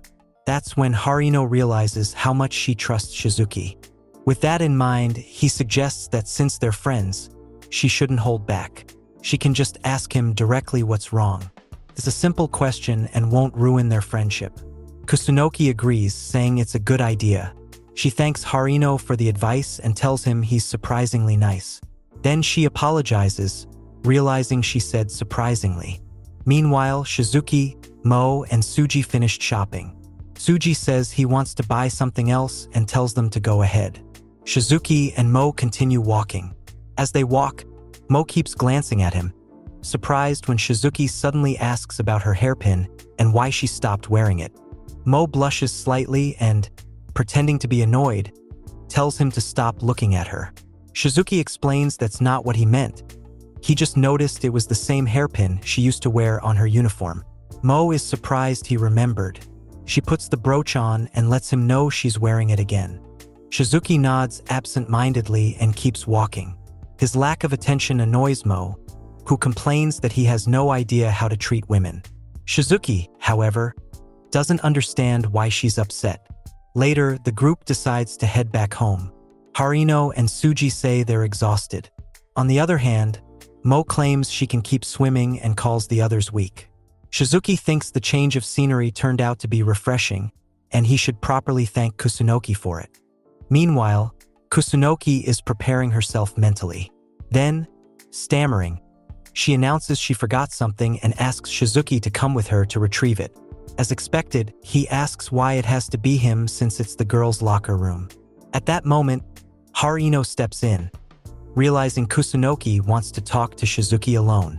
Harino says he also forgot something in his locker and asks Shizuki to get it for him, winking at Kusunoki to show he's in on it. The two walk off together. As they walk, Shizuki notes how much the sun has gone down. Kusunoki nods, and Shizuki asks what exactly she forgot. Kusunoki admits she lied. She just wanted to talk to him alone because there's something important she needs to say. She asks Shizuki what's going on with him and why he's been avoiding her lately. Kusunoki insists that he's been acting differently. She says she invited him to the beach because she wanted him to feel better, but it seems like she might have done something that upset him. Shizuki finally understands what Kusunoki had been trying to do all along. With the best intentions, she had gone out of her way to cheer him up and had even taken the trouble to invite him. But even so, he couldn't tell her how he truly felt. He had to lie. So he tells her he was embarrassed because last time, she had seen him crying. That moment of vulnerability made him feel ashamed, and it's the reason he'd been avoiding her. He reassures her that she didn't do anything wrong. Kusunoki feels genuinely relieved. She says she didn't know that was the reason and adds that she's also shown him plenty of embarrassing sides of herself. So they're even now and he shouldn't worry about it. She's just glad it wasn't something else. Curious, Shizuki asks what she meant by that, but Kusunoki brushes it off and keeps going. She tells him that if anything ever happens or he needs help, he can talk to her like always, since they're friends after all. Kusunoki gives him a sweet smile, and Shizuki nods in response, but his face shows a completely different emotion. After everything that happened, summer comes to an end. The students return to school under gloomy, rainy weather. In class, Kusunoki and Shizuki greet each other like they always do. But Shizuki gets distracted watching Kusunoki in front of her mirror, fixing her hair. He asks what's going on and why she keeps looking at herself. She replies that since it's a rainy day, she's worried her hair might be getting frizzy. Shizuki suddenly remembers that she used to have curly hair back in middle school. When he brings it up, Kusunoki explains that her hair isn't actually curly at all. She asks if he really thinks so, and he assures her it doesn't look strange. Kusunoki, blushing slightly, says that if he thinks so, then she's fine with it. Shizuki blushes back at her, but in the end, they're still just friends. He tells himself that it's better this way and he doesn't want to ruin their bond with foolish feelings, even though his face clearly says otherwise. Later, Shizuki walks out of a bookstore, quietly celebrating that he found the book he wanted. Taking that detour turned out to be worth it. Looking up, he notices the rain has stopped, so he decides to walk for a bit and catch the bus instead of the train since it would be faster. Once on the bus, he realizes it's packed. He walks deeper inside looking for space, and that's when his eyes widen. Rarisa is sitting in one of the seats.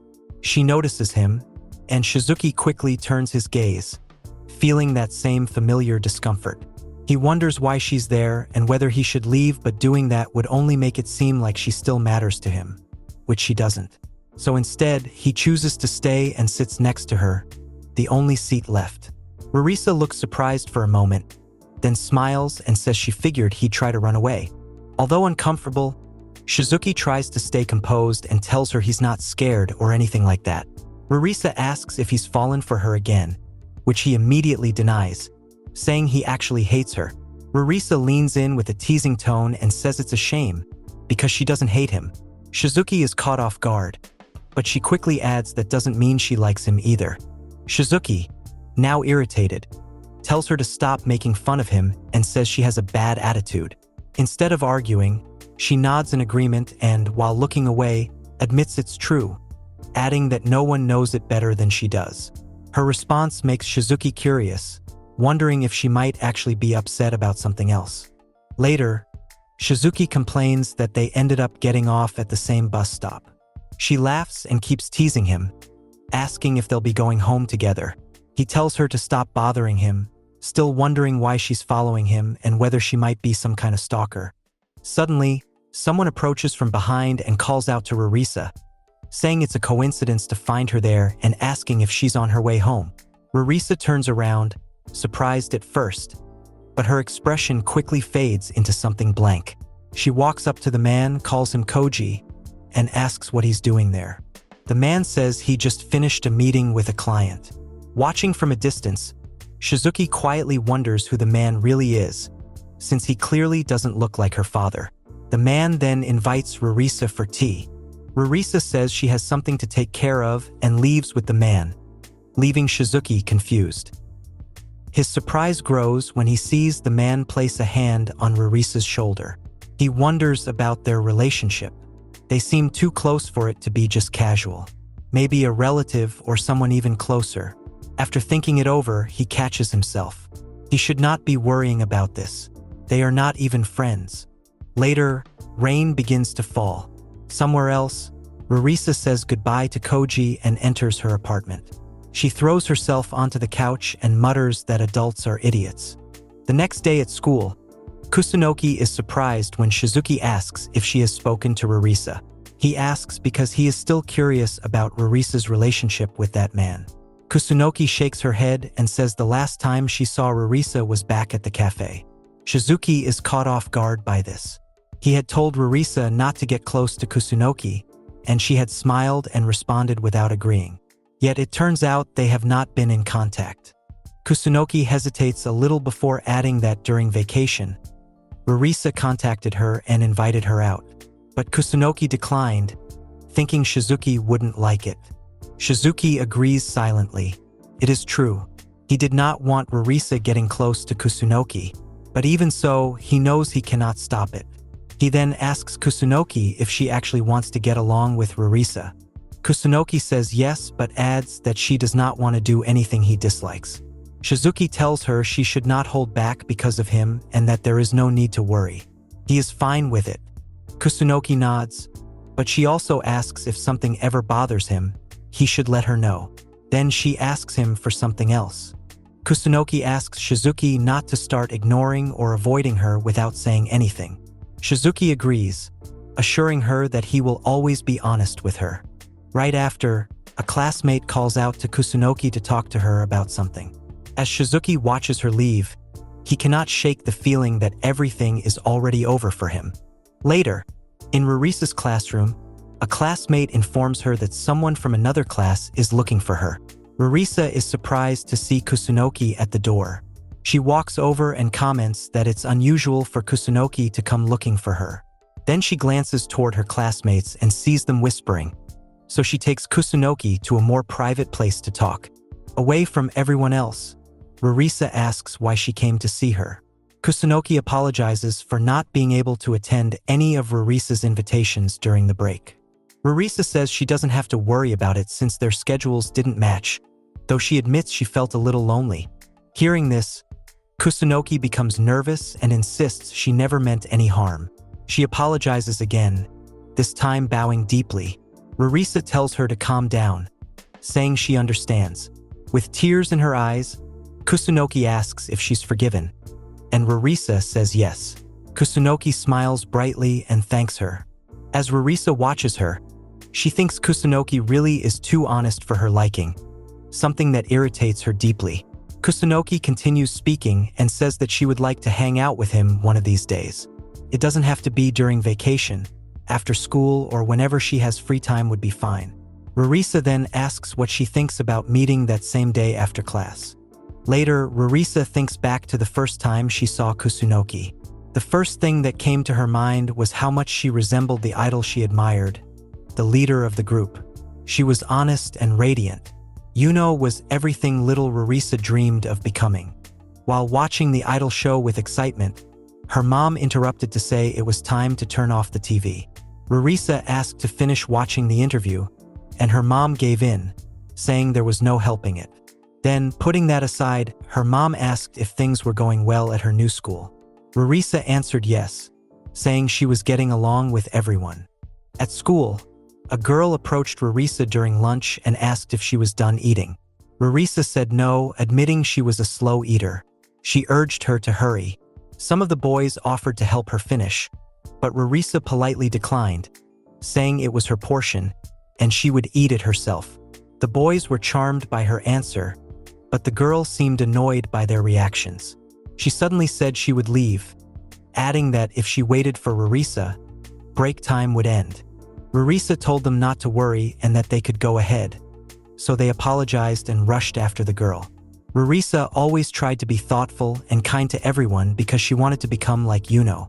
Sometime after that, the girl walks up to Rarisa and asks what she thinks about it. Rarisa asks what she means. The girl proudly explains that she had put on a bit of makeup, and Rarisa hadn't even noticed. The two other girls say they already figured it out since she looked really pretty. One of them adds that she looked amazing and even seemed mature. Rarisa smiles politely and tells the girl she looks cute but reminds her that those kinds of things aren't allowed at school. The girl is annoyed by the comment and asks what she means by that. Irritated, she grabs her two friends and tells them she'll show them her makeup tools, leaving Rarisa behind. Rarisa is taken aback.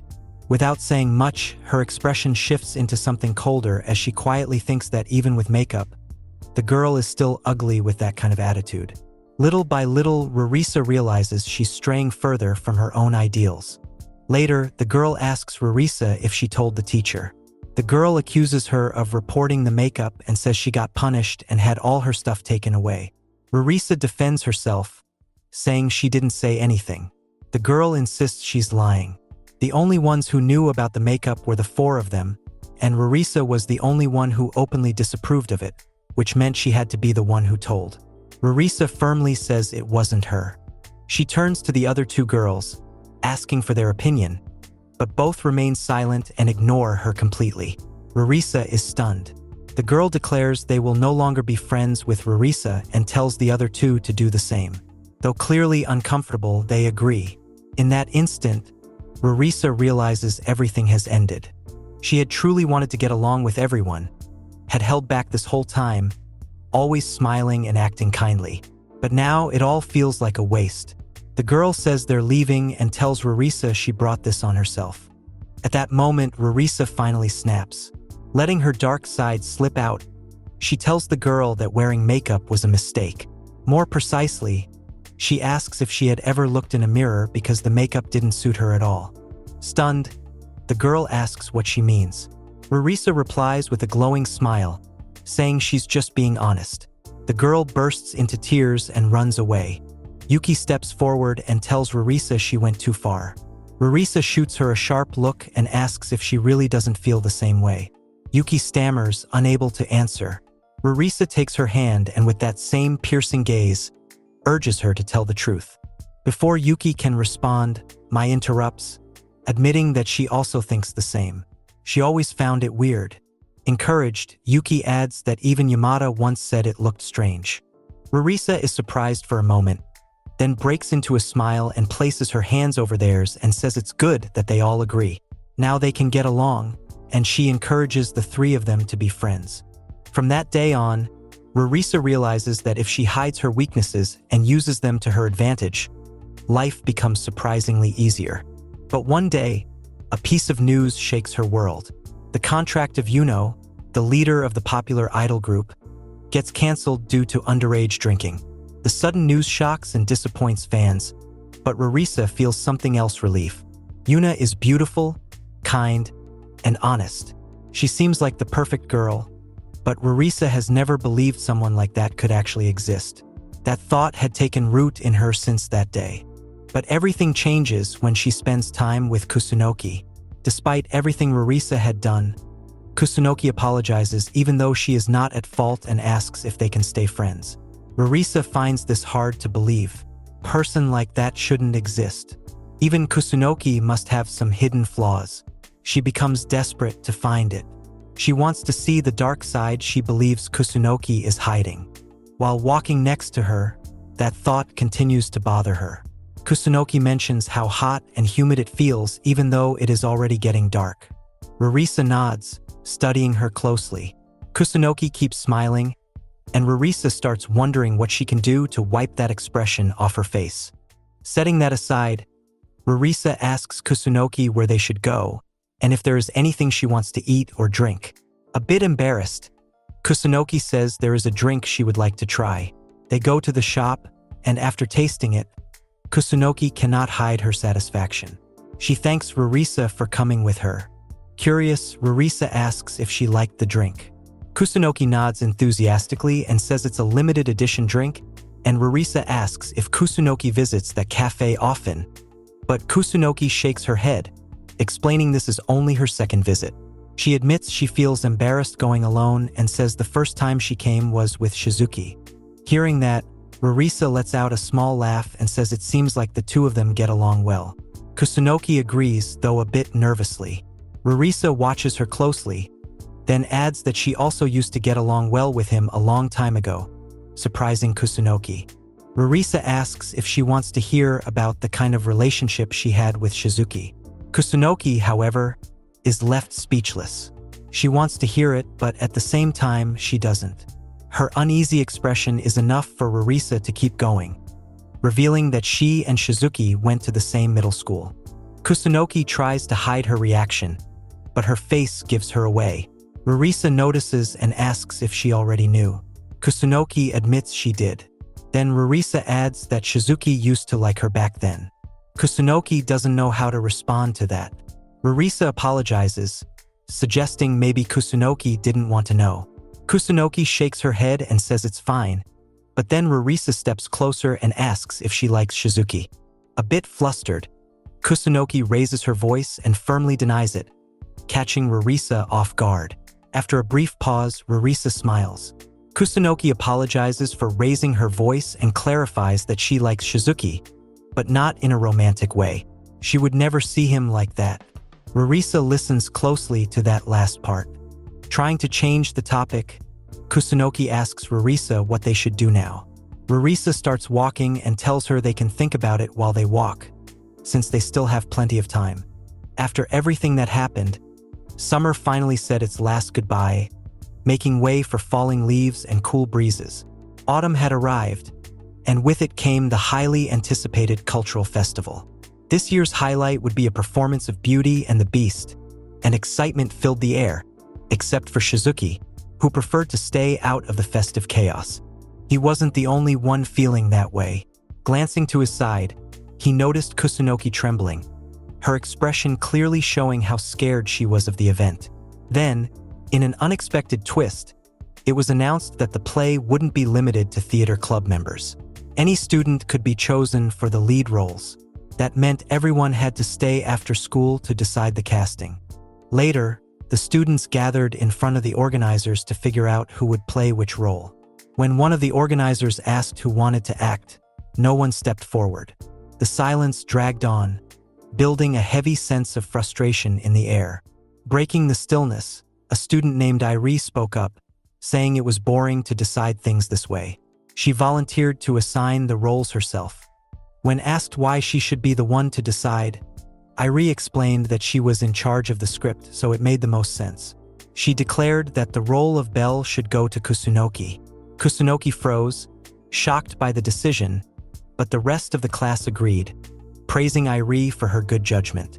Shizuki, watching from nearby, approached Kusunoki to ask how she planned to handle this.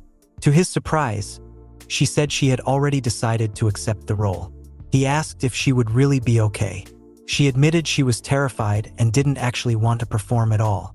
There is a wall between her and her classmates, but she hopes this play will help her improve her relationship with them. It is a perfect chance to expand her social circle, adding that it is not fair to always rely on Shizuki. Shizuki only feels a strange discomfort. He keeps questioning what is wrong with him. Meanwhile, Irie continues organizing the papers. With the role of Belle already decided, she asks who wants to play the Beast. As expected, all the boys raise their hands, eager to act alongside Kusunoki. After thinking for a moment, Irie immediately rejects all of them with a serious expression. The boys, not giving up, press her for a reason. Irie explains that her instincts tell her one of them fits better as Belle's father. On the other side, Kusunoki is about to suggest the role of the Beast to Shizuki, but she suddenly stops mid-sentence. Shizuki, confused after not hearing the rest, asks if she was about to tell him something. She assures him it's nothing and falls silent again. While Shizuki sits thinking, Irie approaches and asks to speak with him. He's surprised and asks why. She says it's about the play and that since he's the director, it makes sense for her to talk to him. This surprises Shizuki even more. Irie adds that they can talk after school and walks away. Shizuki remembers he was chosen as the director, a decision Irie made based purely on intuition. Kusunoki, who's sitting beside him, says it sounds like a tough job. Shizuki agrees and says he regrets accepting the role, but Kusunoki looks genuinely happy that he is the director. When he asks why, she explains that having him watch over her closely brings her a sense of relief. He jokes that he is not her bodyguard, and she says she understands but still trusts him as the director. Shizuki asks her to stop teasing him, but with a smile, she assures him that she's not. After that, Shizuki starts thinking that maybe being the director won't be so bad after all. Later, during the meeting, Irie brings up that they still haven't decided who will play the beast. No one seems like the right fit, so she asks for Shizuki's opinion. He starts thinking about the options. The boys who applied that day clearly had hidden motives. Sato is too plain for the role, and the rest are questionable. That's when he gets an idea: what if they cast a girl instead? It would be a bold twist, and there might be some good candidates among the girls. Irie considers the idea for a moment before agreeing right away, which surprises Shizuki. When he asks about her reasons, she says it's not only a great idea, but she already has a few girls in mind who could pull it off. Shizuki is glad to be of help and gets ready to leave, but before he can walk away, she stops him, saying now that they've decided, the next step is to negotiate who'll actually play the beast. Later, Shizuki is relieved to finally head home. The girls they had in mind all turn down the offer. He figures the role might be too demanding for them. But in the end, everything gets sorted out, and rehearsals are set to begin next week. He knows even bigger problems are waiting. As he walks down the street, he hears someone shouting for another person to stop. Curious, he looks up, wondering if it's a fight. In the distance, he sees Rarisa visibly upset, being pulled away by the same man he saw once before. The scene shocks him as he tries to make sense of what's going on and who that guy is. Shizuki immediately recognizes the man. He's the same person he had seen once before, someone he suspects might be connected to Rarisa. He isn't entirely sure, but the man's sudden appearance near the school unsettles him. The man keeps questioning her, clearly irritated by her resistance. Rarisa tells him she never agreed to go home with him.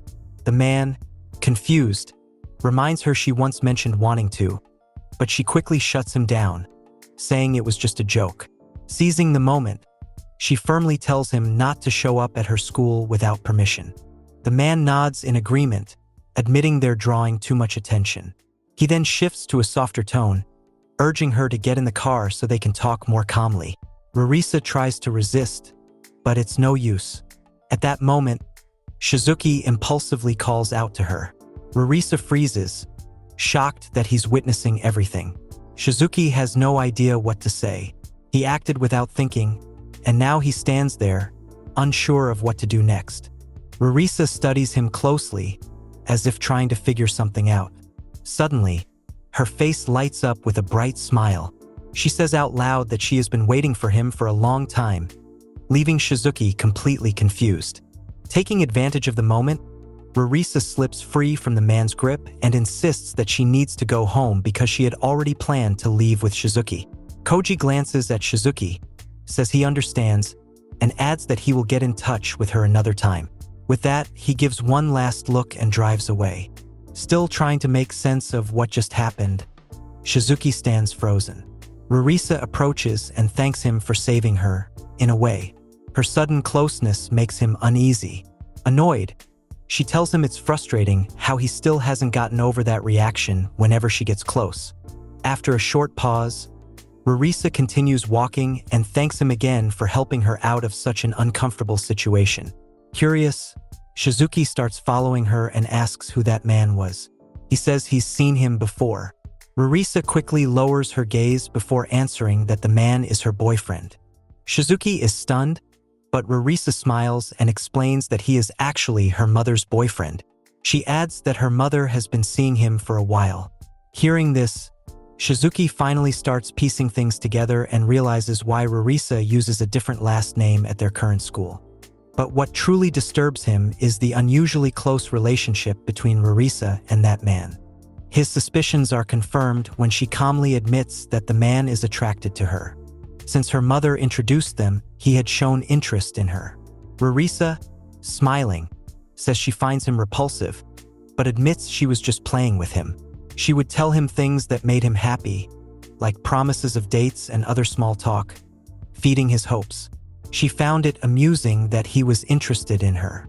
Shizuki asks why she would do something like that. Rarisa says it was just to pass the time.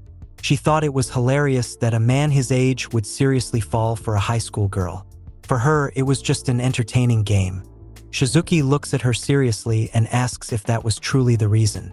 With clear concern on his face, he says he cannot imagine someone like her doing something so risky just for fun. Rarisa stays silent for a moment, then turns to him with a playful smile, saying it seems like he is worried about her. Jokingly, she adds that maybe he still likes her. Shizuki denies it immediately. Rarisa, not taking it seriously, says she believes him if he says so. She keeps walking, but Shizuki cannot help warning her not to get too involved with an adult, because it could end badly. Rarisa stops and turns to him with a smile, saying she'll be fine and that he shouldn't worry. Still, despite her smile, Shizuki notices something different. He had never seen a smile that sad. The next day, Kusunoki performs a scene from her role, leaving Irie impressed by her acting. With the same excitement, Irie announces a short break. Shizuki informs everyone, and after that, Irie stays back to discuss a few things about the play with the students who came to her for advice. Meanwhile, Shizuki steps out of the classroom to get something to drink, knowing his presence isn't really needed since Irie handles everything. This makes him think the title of director is just a name. As he walks, a question comes to his mind. Shizuki wonders why Kusunoki is so good at acting. It goes against everything he believed about her. He always thought she would be bad at it. While thinking about this, he notices Rarisa walking down the stairs. As she disappears from view, Shizuki reflects that he hasn't spoken to Rarisa since that day. Still, he dismisses the thought, telling himself it's not like he actually wants to talk to her. Even so, he can't forget the expression she had that day.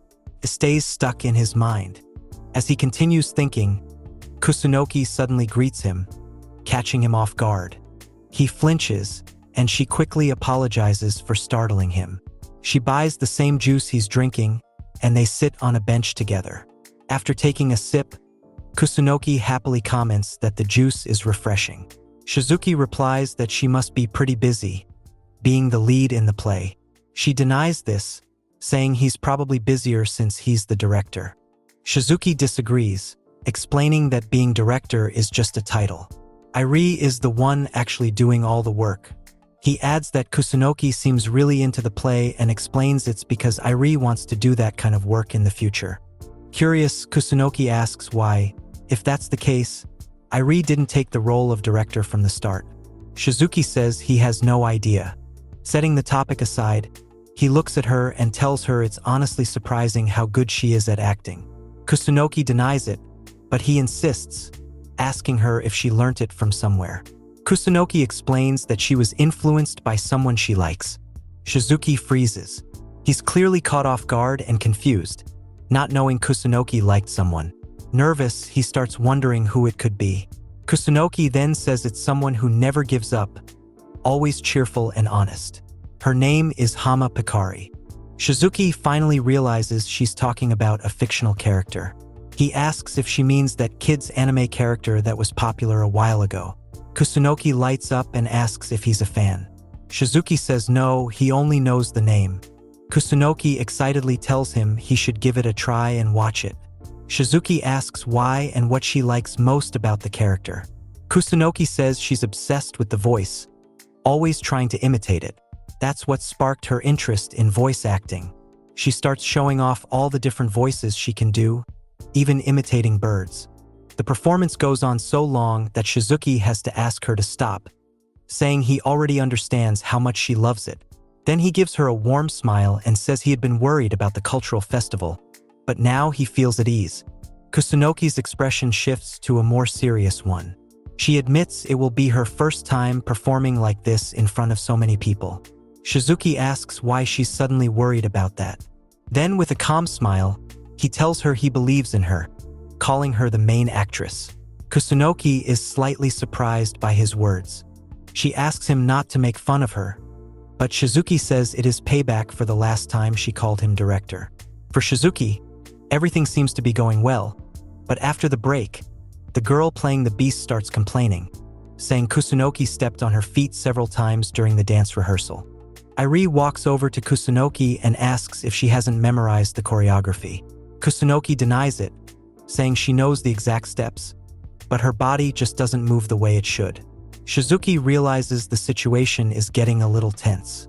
After several days of practice, it becomes clear that dancing isn't Kusunoki's strong point. At first, he thought that since she was athletic, dancing would come naturally, but now he understands that the two things are completely different. Airi then announces they will start the entire routine from the beginning. The girl who complained apologizes, saying she can't move anymore because her legs hurt. Airi insists that it will be just one more run-through before they stop for the day. But the girl, clearly annoyed, reminds her that she already said she can't move at all. Airi gets irritated and tells her that at this rate, they won't be ready in time. The girl snaps back, saying the comment shouldn't be directed at her, because the real problem is Kusunoki, and they're not making progress because of her. Shizuki sees the argument heading in the wrong direction and steps in. He suggests they wrap up for the day since it's already late. Trying to ease the tension, he says everyone has worked hard and should rest. But Airi, still upset, snaps at him for making decisions without asking first. Unable to hold back anymore, Airi tells him he seems to lack courage and adds that if they give up this easily, they will never be able to pull this off. Some of the students decide to leave early. Airi tries to stop them, but they ignore her, saying they're too tired. Watching it unfold, Shizuki quietly reflects on how Airi's energy is too intense and how her pace doesn't match the others, which is starting to cause problems. Kusunoki walks up to Airi and tells her she's sorry for dragging things out so much. Unable to hold back, Airi replies that she was wrong for overestimating her. Even Shizuki is taken aback by her words. When he looks at Kusunoki, her face looks like she's about to cry. Shizuki steps in and asks Kusunoki if they can walk home together. After a moment, she agrees. As they walk down the street, he watches her quietly. Seeing how downcast she looks, he tells her not to worry. He suggests that Airi is probably just irritated and tired from all the pressure of the play. Just then, they run into the girl who plays the beast in the play. Not noticing them, she starts venting, saying everything is a pain. She complains that Airi is too energetic and obsessed with perfection, and that Kusunoki kept stepping on her feet during rehearsals. She adds that if she had known things would turn out like this, she never would have accepted the role. The comment crushes Kusunoki even more. Silence follows. As Shizuki watches her, Kusunoki quietly says she's made up her mind. She's going to quit. She says she's only dragging everyone down, and if she stays, she'll probably ruin the play. Shizuki immediately tells her that's not true and warns her that if she quits now, she'll end up regretting it. She also reminds him that she once said acting was fun. Kusunoki corrects herself with a bit of sadness, admitting that she does enjoy acting, but she simply lacks the talent for dancing. Shizuki listens quietly before telling her that talent isn't everything. She just needs to keep practicing. He explains that even if she is not skilled at dancing, she has something more important, the ability to work hard. He adds that she only needs to keep trying the way she has until now. Kusunoki reacts to Shizuki's words and says there's a reason for that. He is always there to help her. Shizuki gets a little flustered and asks if that's really true. Since entering high school, Shizuki has always been by her side, and she has come to rely on him. Now that things have reached this point, she feels like she should at least be able to handle her own problems, but it seems she still can't. Shizuki is caught off guard hearing this, but after a pause, he speaks with determination. He tells her not to give up. Deep down, he remembers how she reminded him of himself back then, which is why he helped her out of pity at first. But now, if it's for her, he would always be there. Though this last part he doesn't dare say aloud, not even in his mind. At that moment, Kusunoki asks if he is really okay with all this. Shizuki is confused by her sudden question. Then, with a tear ready to fall, Kusunoki looks him in the eyes and asks if it's really all right for her to keep depending on him. Shizuki says yes without hesitation and adds that she can rely on him as much as she wants. With that same energy, he suggests they do a training session to help her improve her dancing. Matching his excitement, Kusunoki agrees. The next day, Shizuki reviews Kusunoki's problem and says that, simply put, her issue is a lack of fluency in her spins. She needs to keep her torso steady, shift her weight onto the sole of her foot, and use her big toe as the pivot when changing directions. Shizuki asks if she understands, but Kusunoki seems distracted. He asks what's wrong, and she says it feels like he must have done a lot of research just to help her. Shizuki confirms it, then adds that the practice starts in 2 days, so they only have that time to train. Kusunoki asks if they can use the school's multipurpose room, and Shizuki says yes, explaining that he already asked the teacher and got permission. With tears in her eyes, Kusunoki tells him he's done a lot for her. Shizuki tells her not to cry over that and says they should get started with practice. Later, 2 students walk down the hallway when a loud scream startles them. Inside the room, Kusunoki looks tense. She has just stepped on Shizuki for the 10th time in a row. They had been practicing for a while. Kusunoki apologizes again, but Shizuki tells her not to worry about it. After checking the time, he says they've practiced enough and should take a break. Kusunoki suddenly drops to the floor and kneels, begging him to sit down, but Shizuki flatly refuses, saying he'll rest normally. A few moments later, they both sit down to take a short break. Kusunoki quietly reads the script while Shizuki asks why she isn't resting properly. Kusunoki explains she doesn't have much time. She goes quiet for a moment, then tells Shizuki that he's incredible. She admits he dances better than her even though she's been practicing and asks if he's some kind of prodigy.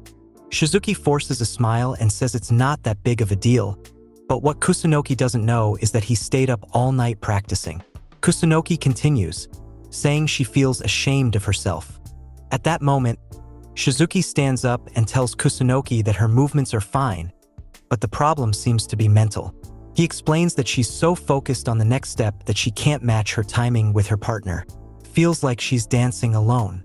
He says it would be better if she let herself move with the other person and stopped worrying about small mistakes, since those only discourage and distract her.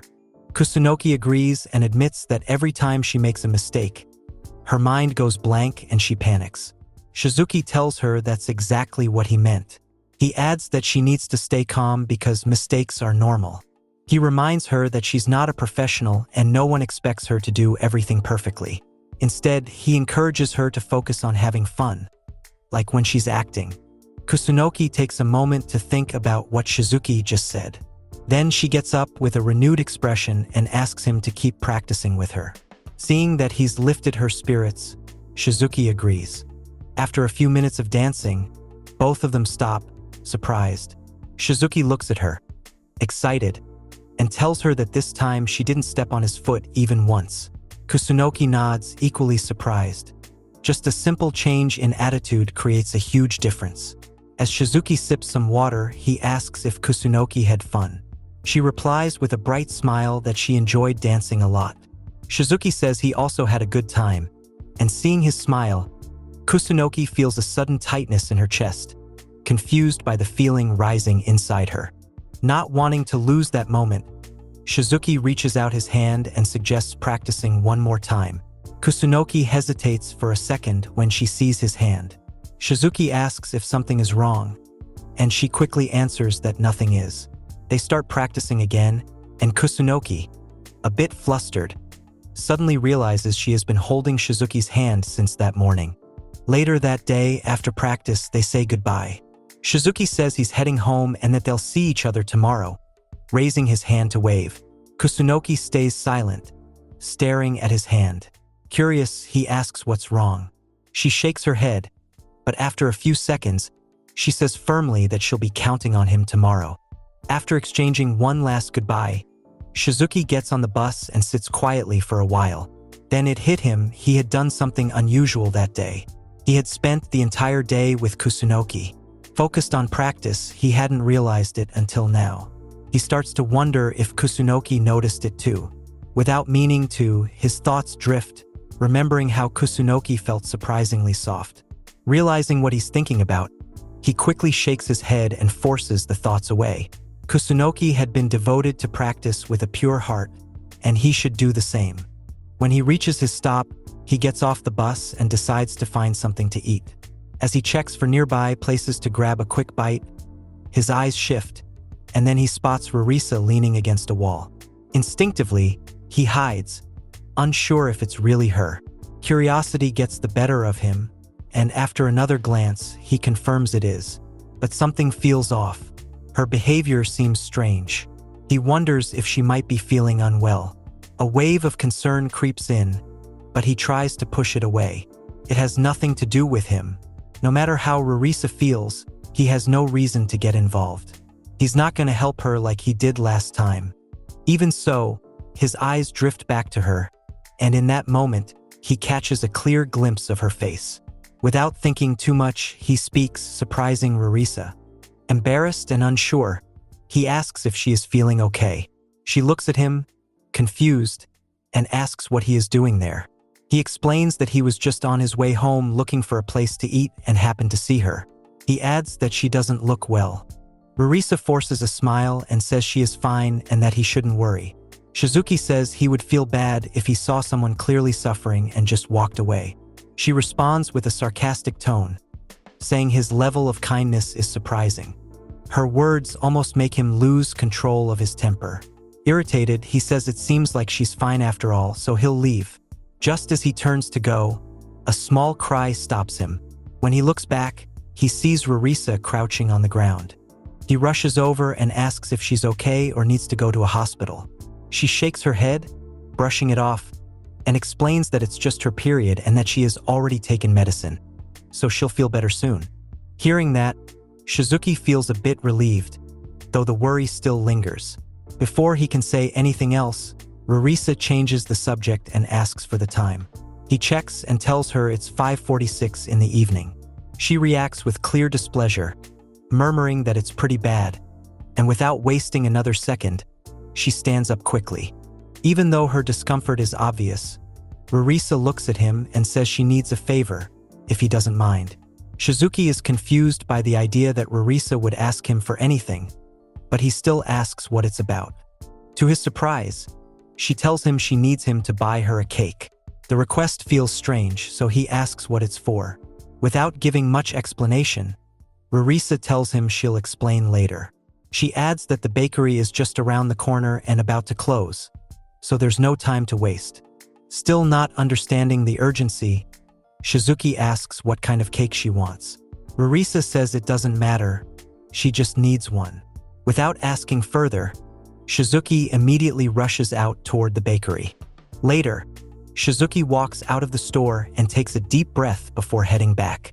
Still surprised he made it in time, he wonders who the cake is for. If Rarisa asks so urgently, it must be someone important to her. As he walks, his mind wanders. He remembers her expression earlier and realizes that, for some reason, he didn't feel as uncomfortable as usual. He wonders why. Maybe it was because she didn't seem well. Just as he's lost in thought, a voice snaps him out of it, warning him to watch where he's going. He looks up and sees Rarisa pointing out that he should pay attention to the road instead of walking distracted. Caught off guard, Shizuki asks why she's here.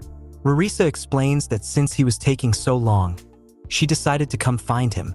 He stays quiet for a moment, watching her. He stares at her face until finally asking if she feels better.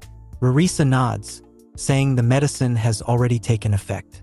Noticing the bag in Shizuki's hand, she asks if he made it in time to buy the cake. Shizuki says yes and hands it to her. She smiles and thanks him, adding that if she hadn't run into him, she probably wouldn't have bought it. She thanks him again, this time more sincerely, with a smile that catches Shizuki off guard. After that, Rarisa asks him to follow her so she can pay him for the cake, since doing it right there on the sidewalk would be awkward. Without saying a word, Shizuki follows her, silently reflecting on how unusual it is to see her show sincere gratitude. The same thing happened when he helped her with that man. Suddenly, something comes to mind, and he tells Rarisa the cake he bought is a classic shortcake. With a bit of hesitation, he asks if that might be a problem. To his surprise, Rarisa stops in her tracks, turns around, and tells him with a genuine expression that she's happy because it is her favorite. Shizuki blinks, visibly confused, and asks if she's going to eat it herself. Rarisa looks at him curiously and asks why he would say that. A little awkward, Shizuki explains that he assumed the cake was for someone else. As they keep walking, Rarisa glances at him briefly and then says it straight. Today is her birthday. Shizuki is stunned. She goes on, saying that since she was little, she always got a cake from that shop on her birthday, and it became a tradition. Somehow, she still craves it every year. Hearing this, Shizuki asks if just one cake is really enough. She says yes, since she's going to eat it alone anyway. Shizuki freezes, shocked by the answer, and wonders what she means, thinking she lives with her mother. Seeing the concern on his face, Rarisa smiles and tells him that he was right to think she also needs one for his mother. At that moment, Rarisa confesses that her mother never comes home after work and always forgets her. Last year was the same, and she has spent several years celebrating her birthday completely alone. With a small laugh, she adds that it is difficult to share these matters. Rarisa becomes thoughtful as a flashback shows her father arriving home and announcing with enthusiasm that he has bought the cake. Young Rarisa runs to him, thanking him excitedly, then drags her mother into the living room. Her mother smiles and says she will begin the preparations. Rarisa is lost in thought, remembering that moment as she wonders how long she will keep recalling these events. After a pause, she tells Shizuki that she has talked too much and asks him how much the cake costs so she can repay him. Shizuki replies that it is not necessary because it did not cost much. At that moment, Rarisa insists that she cannot accept that, adding that she herself had asked for the cake and even urged him to hurry. Shizuki then says that since it is her birthday, there is no problem. Without waiting for a reply, he declares that he must leave and starts running away from Rarisa. She is left surprised, unsure how to react, while Shizuki, confused by his own words as he runs, wonders if he felt pity for Rarisa. When he hears that she celebrates her birthday alone, he finally stops after running for a while, panting and trying to catch his breath while cursing his own actions. Rarisa looks at the cake, thinking about everything that just happened. A faint blush appears as she quietly admits to herself that Shizuki is too kind. On the rehearsal day, Kusunoki dances flawlessly. Her performance impresses even her classmates. Some quietly say she looks incredible on stage. Her dance partner, more surprised than anyone, asks how she improved so much so quickly. Kusunoki replies that she trained hard over the weekend in secret. As she speaks, she glances at Shizuki. He looks back smiling without saying anything. Shizuki says the dance scene is no longer a problem. Still, Irie says there isn't much time left, and they need to move on to the next scene. Shizuki, slightly irritated, mumbles to himself about Irie. She could have at least praised Kusunoki or said something encouraging. Kusunoki, fully motivated, decides that if this is how things are, she'll keep improving until Irie is forced to recognize her talent. Shizuki watches her and notices she's burning with determination. Kusunoki feels more invested and excited about the play than ever. Not long after, Irie grows visibly frustrated and scolds several students for their poor performance. Harino, slumped at his desk, looks defeated. He mentions that Irie has become more demanding as the event day gets closer.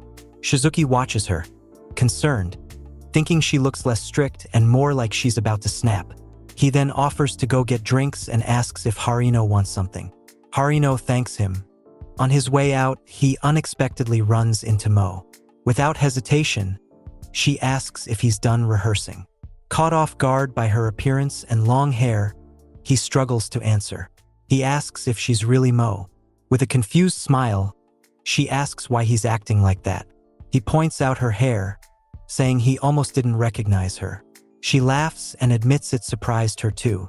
She explains that her class is running a maid cafe for the cultural festival, and a friend suggested she try on the wig. Everything starts to make sense, but his curiosity grows. He asks what she's doing in their classroom. Mo, clearly nervous, says she came to find Kusunoki and wanted her opinion on the wig. He tells her Kusunoki is still inside and offers to call her, but Mo stops him. Awkward and uneasy, she asks what he thinks about how she looks before he calls Kusunoki. Shizuki, even more uncomfortable now, doesn't know how to respond. Mo waits in silence, her grip tightening on the fold of her skirt. It's clear that Shizuki's opinion matters to her. After a moment, Shizuki tells her he doesn't think she looks strange. She immediately grabs him by the collar and demands to know if that's all he has to say. Startled, Shizuki yells at her not to pull him like that. Trying to clarify, he says she just looks different from her usual self, and it caught him off guard. This answer seems to satisfy Mo. She calms down, her confidence returning, and says she looks way too cute, which is probably why he got nervous. Flustered, Shizuki argues that he never said anything like that. Mo laughs, says she loves seeing that reaction, and tells him he must visit her classroom during the cultural festival. Still confused, Shizuki asks why he has to go. Mo says he just has to. If he doesn't, she'll be really mad. She repeats that he better show up, then runs off.